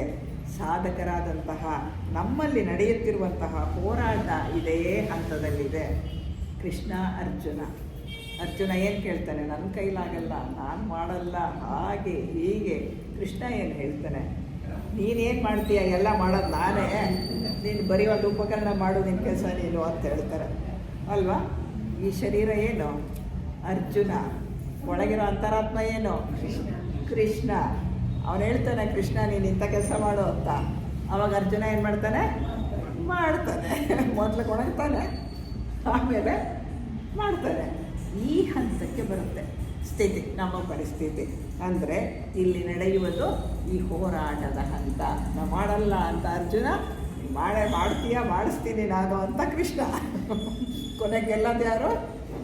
ಕೃಷ್ಣ ಹೇಳ್ತಾರೆ. ಹಾಗೆ ಆದರೆ ಇದೇ ಹೋರಾಟದ ಹಂತ. ನಾವುಗಳಿರೋದು ಯಾವ ಹಂತ? ಇದೇ ಹಂತ. ಅಯ್ಯೋ, ಪೂರ್ತಿ ಪ್ರಾಪಂಚಿಕ ಬಿಡೋದಕ್ಕಾಗೋದಿಲ್ಲ. ಒಂಚೂರು ಹಿಡ್ಕೊಂಡಿದ್ದೀವಿ, ಸಂಸಾರ ಇದೆ, ಅದಿದೆ, ಇದಿದೆ, ಮಕ್ಕಳು ಮದುವೆ ಕೊಡಬೇಕು, ಅದಾಗು ಇದಾಗು, ಓ ಅಂತ ಇದು ಈ ಕಡೆ ಹಿಡ್ಕೊಂಡಿರುತ್ತೆ, ಇದು ಕಡೆ ಇಳಿತಾ ಇರ್ತಿಲ್ಲ, ಬಂದ್ಬಿಡು. ಈ ಹಂತದಲ್ಲಿ ನಾವಿದ್ದೀವಿ. ಎಲ್ಲ ಬಿಟ್ಟೆನೆಂದರೂ ಬಿಡದು ಈ ಮಾಯೆ ಅಲ್ವಾ? ಆದರೆ ಇಚ್ಛೆಯಿಂದ ಮಾಯೆಯನ್ನು ಬಿಡಿಸ್ಕೋಬಹುದು. ಹಾಗಾಗಿ ನಾವುಗಳು ಇಚ್ಛೆ ಪ್ರಮುಖವಾಗಿ ಜೀವನ ಮಾಡಬೇಕಾಗಿದೆ. ಪೂರ್ತಿ ಕಾಮವನ್ನು ಗೆಲ್ಲಲಿಕ್ಕೆ ಸಾಧ್ಯವಿದೆ. ಇಚ್ಛೆಯಿಂದ ಅದಾಗತ್ತೆ. ಮನಸ್ಸಿಗೆ ಆ ಶಕ್ತಿ ಇದೆ. ಒಂದು ಸಾರ್ತಿ ನಾವು ಉನ್ನತಾತ್ಮನ ಜೀವನ ಪ್ರಾರಂಭ ಮಾಡಿದಾಗ, ಅಂದರೆ ಕಾಮವನ್ನು ಪೂರ್ತಿ ಗೆದ್ದಾಗ, ನಮ್ಮ ಸ್ಥೂಲ ಶರೀರ ನಮ್ಮ ಹಿಡಿತಕ್ಕೆ ಬಂದಾಗ ನಮಗೆ ಸರ್ವಜ್ಞತ್ವ ಬರುತ್ತೆ. ಇದು ನಮಗೆ ಸಿಗುವಂತಹ ಒಂದು ಬಹುಮಾನ, ಸರ್ವಜ್ಞತ್ವ, ಎಲ್ಲವನ್ನು ತಿಳಿಯುವ ಶಕ್ತಿ. ಆವಾಗ ಯಾವ ನೋಟ್ಸು ಬೇಡ, ಯಾವ ಪುಸ್ತಕನೂ ಬೇಡ, ಏನು ವಿಷಯ ಬೇಕು ಹೇಳ್ತ್ಕೊಳ್ಳೆ ಅಂತ ಹೇಳ್ಬೋದು ಅಂತ ಸರ್ವಜ್ಞತ್ವ ಬರುತ್ತೆ. ಆಗ ಭೂತಕಾಲ, ವರ್ತಮಾನ ಕಾಲ, ಭವಿಷ್ಯತ್ ಕಾಲ ಏನಾರು ಇದೆಯಾ? ಏನೂ ಇಲ್ಲ. ಎಲ್ಲವನ್ನೂ ಕೂಡ ತಿಳಿಯೋದಕ್ಕೆ ಸಾಧ್ಯ. ಅಂದರೆ ಅರ್ಥ ಏನು ಅಂದರೆ ದಿವ್ಯ ದೃಷ್ಟಿ ಬರುತ್ತೆ.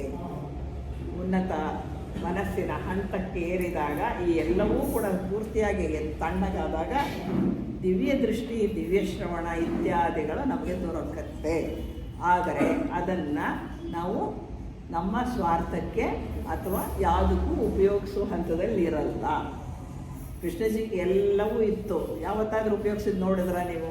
ಬುದ್ಧರಿಗೆಲ್ಲ ಇತ್ತು, ಯಾವತ್ತಾದ್ರೂ ಉಪಯೋಗಿಸಿದ್ದು ನೋಡಿದ್ರ?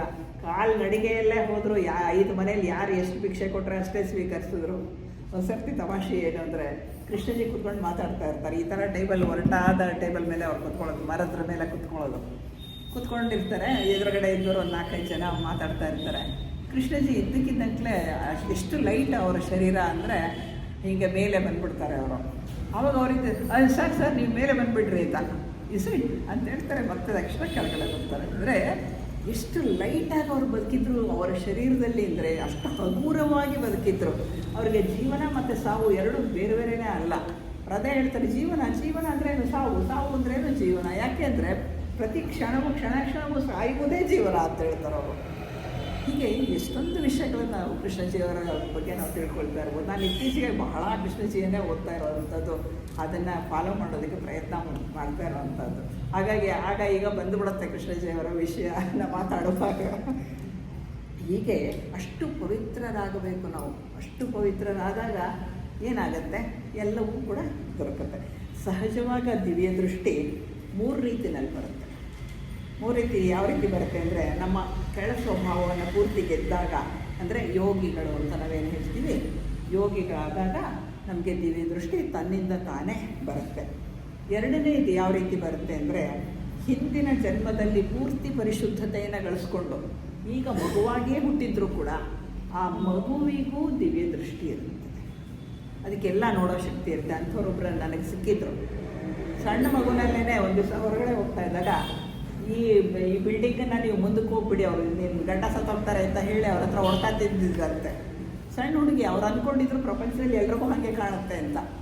ಅವ್ರಿಗೆ ಅದು ಗೊತ್ತೇ ಇರಲಿಲ್ಲ, ನನಗೆ ಮಾತ್ರ ಕಾಣುತ್ತೆ, ಬೇರೆಯವ್ರಿಗೆ ಕಾಣಲ್ಲ ಅಂತ. ಅವಾಗ ಅವ್ರ ತಂದೆ ಅವರಿಗೆ ಅದನ್ನು ತಿಳಿಸ್ಕೊಡ್ತಾರಂತೆ, ಇಲ್ಲ ಈ ಥರ ಅಲ್ಲ, ವಿಷಯ ಬೇರೆ ಇದೆ ಅಂತ ಹೇಳಿ. ಇಂಥವ್ರಿಗೆ ನಾನು ಭೇಟಿ ಮಾಡಿದ್ದೀನಿ, ಆ ಥರದವ್ರು ಉಂಟು ಪ್ರಪಂಚದಲ್ಲಿ. ಇದು ಇಂಥದ್ದು ಹಿಂದಿನ ಜನ್ಮದಲ್ಲಿ ಪೂರ್ತಿ ಪರಿಶುದ್ಧತೆ ಗಳಿಸ್ಕೊಂಡಾಗ ಹುಟ್ಟುಗಂಡೇ ಅವ್ರಿಗೆ ದಿವ್ಯ ದೃಷ್ಟಿ ಇರುತ್ತೆ, ಅದು ಸಾಧ್ಯ ಇದೆ. ಇನ್ನು ಮೂರನೇ ಥರ ಅಂದರೆ, ಕೆಲವು ಸಲ ನಮ್ಮ ಸ್ಥೂಲ ದೇಹಕ್ಕೆ ತುಂಬ ಅನಾರೋಗ್ಯ ಬಂದುಬಿಟ್ಟು ತುಂಬ ತೊಂದರೆ ಆಗಿ ಇದಾಗೋಗ್ಬಿಟ್ಟಿರುತ್ತೆ. ತೊಂದರೆ ದುರ್ಬಲವಾದಾಗ ಕೂಡ ಆ ವ್ಯಕ್ತಿ ಉನ್ನತ ಮನಸ್ಸಿನ ಲೋಕಕ್ಕೆ ಸಂಬಂಧಿಸಿದ ಕೆಲವು ದರ್ಶನಗಳನ್ನು ಮಾಡಬಲ್ಲ. ಸ್ವಲ್ಪ ಹೊತ್ತಷ್ಟೇ, ಅದು ತುಂಬ ಹೊತ್ತಿರೋದಿಲ್ಲ. ಅದು ಕೆಲವು ವಿಷಯಗಳನ್ನು ತಿಳ್ಕೋಬಲ್ಲ, ಅದನ್ನು ನೋಡಬಲ್ಲ. ಇದು ಬಹಳ ಅಪರೂಪದ ವಿಷಯ, ಎಲ್ರಿಗೂ ಆಗಲ್ಲ ಅದು. ಮತ್ತು ಮಾನವರಾದ ನಮಗೆ ಕೆಳಮನಸ್ಸಿನಿಂದ ಇತರೆ ಮಾನವರನ್ನು, ಪಶುಗಳನ್ನು ಹಾಗೂ ಪ್ರಕೃತಿಯನ್ನು ಸಹ ಹಿಡಿತಕ್ಕೆ ತೆಗೆದುಕೊಳ್ಳುವಂಥ ಶಕ್ತಿ ಇದೆ. ಅಂದರೆ ನಮ್ಮ ಕಾಮ ಮನಸ್ಸಿಗೆ ಎಂಥ ಶಕ್ತಿ ಇದೆ ಅಂದರೆ, ಬೇರೆಯವರು ನಾವು ಹೇಳ್ದಂಗೆ ಕೇಳೋ ಮಾಡ್ಬೋದು, ಪಶು ಪ್ರಾಣಿಗಳನ್ನು ಕೂಡ ಟ್ರೈನ್ ಮಾಡಿ ನಮ್ಮ ಹಿಡಿತದಲ್ಲಿ ಇಟ್ಕೋಬೋದು. ಏನೆಲ್ಲ ನಾವು ಮಾಡೋದು ಯಾವುದರಿಂದ? ಕೆಳಮನಸ್ಸಿನಿಂದ. ಕೆಳಮನಸ್ಸಿಗೆ ಅದಿದೆ. ಆದರೆ ಅದೇ ಮಾನವ ಉನ್ನತ ಮನಸ್ಸಿನಿಂದ ಮನಸ್ಸಾಕ್ಷಿಯನ್ನು ಗಳಿಸಿಕೊಳ್ಳಬಲ್ಲ. ಮನಸ್ಸಾಕ್ಷಿ ಅನ್ನೋದು ಒಂದಿದೆ ನಮ್ಮಲ್ಲಿ. ಅಂತರಂಗದಲ್ಲಿ ಒಂದು ನುಡಿತಾ ಇರುತ್ತೆ. ಅಕಸ್ಮಾತ್ ತಪ್ಪು ಮಾಡಿದ್ರೆ, ಅಂದರೆ ತಪ್ಪೇ ಮಾಡದೇ ಇರೋರು ಒಂದು ಸಣ್ಣ ತಪ್ಪು ಮಾಡಿದ್ರೆ ಅದು ಹೇಳ್ಬಿಡುತ್ತೆ, ತಪ್ಪಾಯ್ತಲ್ವ ಈಗ, ಸಾರಿ ಕೇಳ್ಬಿಡು, ವಾಪಸ್ ಬಂದ್ಬಿಡು ಅಂತ ಹೇಳುತ್ತೆ. ಆ ಮನಸ್ಸಾಕ್ಷಿ ಅದು ಬಂದುಬಿಡುತ್ತೆ. ಅಂದರೆ ನಮ್ಮ ಕೆಳ ಶರೀರಗಳು ಪೂರ್ತಿ ಪರಿಶುದ್ಧವಾದಾಗ ಅಂತರಂಗದ ವಾಣಿ ಅಥವಾ ಮೌನವಾಣಿ ಅಂತ ನಾವೇನು ಹೇಳ್ತೀವಿ, ಅದು ಕೇಳಿಸ್ಲಿಕ್ಕೆ ಸಾಧ್ಯ ಇದೆ. ನಮ್ಮ ಅಂತರಾತ್ಮನ ಬೆಳಕು ಕೂಡ ನಮಗೆ ಕಾಣಿಸುತ್ತೆ. ಹಾಗಾಗಿ ಯೋಗಿಗಳು, ಸಾಧುಗಳು, ಸಿದ್ಧಪುರುಷರು ಕಾಲಜ್ಞಾನ ಅಂತ ನುಡಿತಾರೆ. ಯಾರ್ಯಾರೋ ಭವಿಷ್ಯ ಹೇಳ್ತೀನಿ ಅಂತ ಹೇಳೋರಲ್ಲ ನಾನು ಹೇಳ್ತಾ ಇರೋದು. ಯೋಗಿಗಳು, ಸಿದ್ಧಪುರುಷರು ಕಾಲಜ್ಞಾನ ಬರೀತಾರೆ. ಹಿಂದೆ ಯಾವುದೋ ಒಂದು ಇದರಲ್ಲಿ, ಟಿಬೆಟ್ಟಿನ ಒಂದು ಇದರಲ್ಲಿ ಕೃಷ್ಣಮೂರ್ತಿ ಅನ್ನುವಂತಹ ಒಬ್ಬ ವ್ಯಕ್ತಿ ಹುಟ್ಟುತ್ತಾನೆ. ಅವರ ಮುಖಾಂತರ ಮೈತ್ರೇಯ ಗುರುಗಳು ಪ್ರಕಟ ಆಗುತ್ತಾರೆ ಅಂತ ಹೇಳಿ ಯಾವುದು ಕಾಲಜ್ಞಾನದಲ್ಲಿ, ಬುದ್ಧಿಸ್ಟ್ ಕಾಲಜ್ಞಾನದಲ್ಲಿ ಬರೆದಿಡಲ್ಪಟ್ಟಿದೆ. ಹೇಗೆ ಗೊತ್ತಾಯಿತು ಅವ್ರಿಗೆ? ಸೌತ್ ಇಂಡಿಯಾದಲ್ಲೇ ಹುಟ್ಟುತ್ತಾರೆ, ಕೃಷ್ಣಮೂರ್ತಿ ಅಂತಲೇ ಹೆಸರಿರುತ್ತೆ, ಅವ್ರು 8ನೇ ಮಗುವಾಗೇ ಹುಟ್ಟಿರ್ತಾರೆ ಅಂತಲೇ ಬರೆದಿಟ್ಟಿದೆ. ಎಷ್ಟೋ ಸಾವಿರ ವರ್ಷಗಳ ಹಿಂದೆ ಬುದ್ಧಿಸ್ಟ್ ಕಾಲಜ್ಞಾನದಲ್ಲಿ ಬರೆದಿಟ್ಟರು ಅಂಥ ವಿಷಯ ಅದು. ಅದನ್ನು ಜಗನ್ನಾಥ ಪಂಡಿತ ಅನ್ನೋಂಥವ್ರು ಬಂದು ಕೃಷ್ಣಜಿಗೆ ಹೇಳ್ತಾರೆ, ನೋಡಿ ಇಂಥ ಕಡೆ ಇದೆ ಇದು ಅಂತ ಹೇಳಿ. ಅವ್ರು ಏನು ಮಾತೇ ಆಡಲ್ಲ, ನಕ್ಬಿಟ್ಟು ಸುಮ್ಮನೆ ಆಗ್ಬಿಡ್ತಾರೆ. ಹೀಗೆ ಸಿದ್ಧಪುರುಷರು, ಯೋಗಿಗಳು, ಸಾಧುಗಳು ಕೆಲವರು ಇರ್ತಾರೆ, ಕಾಲಜ್ಞಾನ ನುಡಿತಾರೆ. ಅವರು ಅವೆಲ್ಲವೂ ಕೂಡ ನಿಜ ಆದಂತಹ ಉದಾಹರಣೆಗಳಿದೆ. ಇದೆಲ್ಲ ಬರೋದೆಲ್ಲಿಂದ? ಉನ್ನತಾತ್ಮನಿಂದ. ಯಾಕೆಂದರೆ ಅವರು ಅದನ್ನು ತಿಳ್ಕೊಬಲ್ಲರು. ಉನ್ನತಾತ್ಮನಿಂದ ಬರುತ್ತೆ. ಪ್ರಪಂಚದಲ್ಲಿ ಅನೇಕ ತರಹದ ಸಿದ್ಧಾಂತಗಳಿದೆ ಅಲ್ವಾ? ಬೇಕಾದಷ್ಟು ಸಿದ್ಧಾಂತಗಳಿದೆ. ಎಲ್ಲ ಸಿದ್ಧಾಂತಗಳಲ್ಲಿಯೂ ಕೂಡ ಆತ್ಮ ಬುದ್ಧಿಯೊಡನೆ ಒಂದಾದ ಮನಸ್ಸನ್ನು ಕೃಷ್ಣ ಪ್ರಜ್ಞೆ ಅಂತ ಕರೀತಾರೆ. ಕೃಷ್ಣ ಪ್ರಜ್ಞೆ ಅಂತಾರೆ, ಕ್ರಿಸ್ತ ಪ್ರಜ್ಞೆ ಅಂತಾರೆ, ಬುದ್ಧ ಪ್ರಜ್ಞೆ ಅಂತಾರೆ. ಅಂದರೆ ಉನ್ನತ ಮನಸ್ಸು ಬುದ್ಧಿಗೆ ಸೇರಿದಾಗ ಬರುವಂತಹ ಪ್ರಜ್ಞೆಯ ಹೆಸರು ಕೃಷ್ಣ ಪ್ರಜ್ಞೆ ಅಥವಾ ಬುದ್ಧ ಪ್ರಜ್ಞೆ ಅಥವಾ ಕ್ರಿಸ್ತ ಪ್ರಜ್ಞೆ, ಏನು ಬೇಕಾದರೂ ಕರೀರಿ, ಒಂದೇ ಇರುವಂತಹದ್ದು. ಇದನ್ನು ಬುದ್ಧ ಪ್ರಜ್ಞೆ ಅಂತ ಹೇಳಿ ಕರೀತಾರೆ. ಪ್ರಜ್ಞೆ ಉನ್ನತ ಮನಸ್ಸಿನಿಂದ ಮೇಲೇರಿ ಬುದ್ಧಿ ಪ್ರಜ್ಞೆಯಲ್ಲಿ ನಂತರ ಆತ್ಮನಲ್ಲಿ ನೆಲೆಸುವಂತಹ ಕ್ರಿಯೆ. ಆಗ ಮಾನವ ದೇವ ಮಾನವ ಆಗ್ತಾನೆ. ಇದನ್ನು ಕೈವಲ್ಯ ಅಂತ ಕರೀತಾರೆ, ಜೀವನ್ಮುಕ್ತಿ ಅಂತ ಕರೀತಾರೆ, ನಿರ್ವಾಣ ಅಂತ ಕರೀತಾರೆ. ಇದೇನೆ ಇಲ್ಲಿ ಉನ್ನತ ಮನಸ್ಸಿಗೆ ಇದು ಇರುವಂತಹ ಒಂದು ಶಕ್ತಿ. ಇದೇ ನಮ್ಮ 5ನೆಯ ತತ್ವ. ಬೇಕಾದರೆ ಕೆಳಗೆ ಇಳಿಯುತ್ತೆ, ಬೇಡ ಅಂದರೆ ಮೇಲಕ್ಕೆ ಹೋಗುತ್ತೆ, ಮೇಲಕ್ಕೆ ನಮ್ಮನ್ನು ಎಳ್ಕೊಂಡು ಹೋಗುತ್ತೆ. ಅಂತಹ ಮಹತ್ವದ ತತ್ವ ಈ 5ನೇ ತತ್ವ. ಈ ತತ್ವ ನಮಗೆಲ್ಲರಿಗೂ ಕೊಡಲ್ಪಟ್ಟಿದೆ. ಅದೇ ನಮಗೂ ಪ್ರಾಣಿಗಳಿಗೂ ಇರುವ ವ್ಯತ್ಯಾಸ. ಅವಕ್ಕೆ ಮನಸ್ಸಿಲ್ಲ, ನಮಗೆ ಮನಸ್ಸಿದೆ. 5ನೆಯ ತತ್ವ ನಮಗೆ ಕೊಡಲ್ಪಟ್ಟಿದೆ. ಅದಕ್ಕೆ ನಾವು ಮಾನವರು ಅಂತ ಅನಿಸ್ಕೊಂಡಿದ್ದೇವೆ. ಈ ತತ್ವವನ್ನು ಸರಿಯಾಗಿ ಅರ್ಥ ಮಾಡ್ಕೊಳ್ಬೇಕು, ಸರಿಯಾಗಿ ಉಪಯೋಗಿಸ್ಕೊಳ್ಳೋದಿಗೆ ಉನ್ನತಕ್ಕೆ ಏರಿ ಉಪಯೋಗಿಸ್ಕೊಳ್ಬೇಕು. ಇದು ನಮ್ಮ 5ನೆಯ ತತ್ವ. ವಂದನೆಗಳು.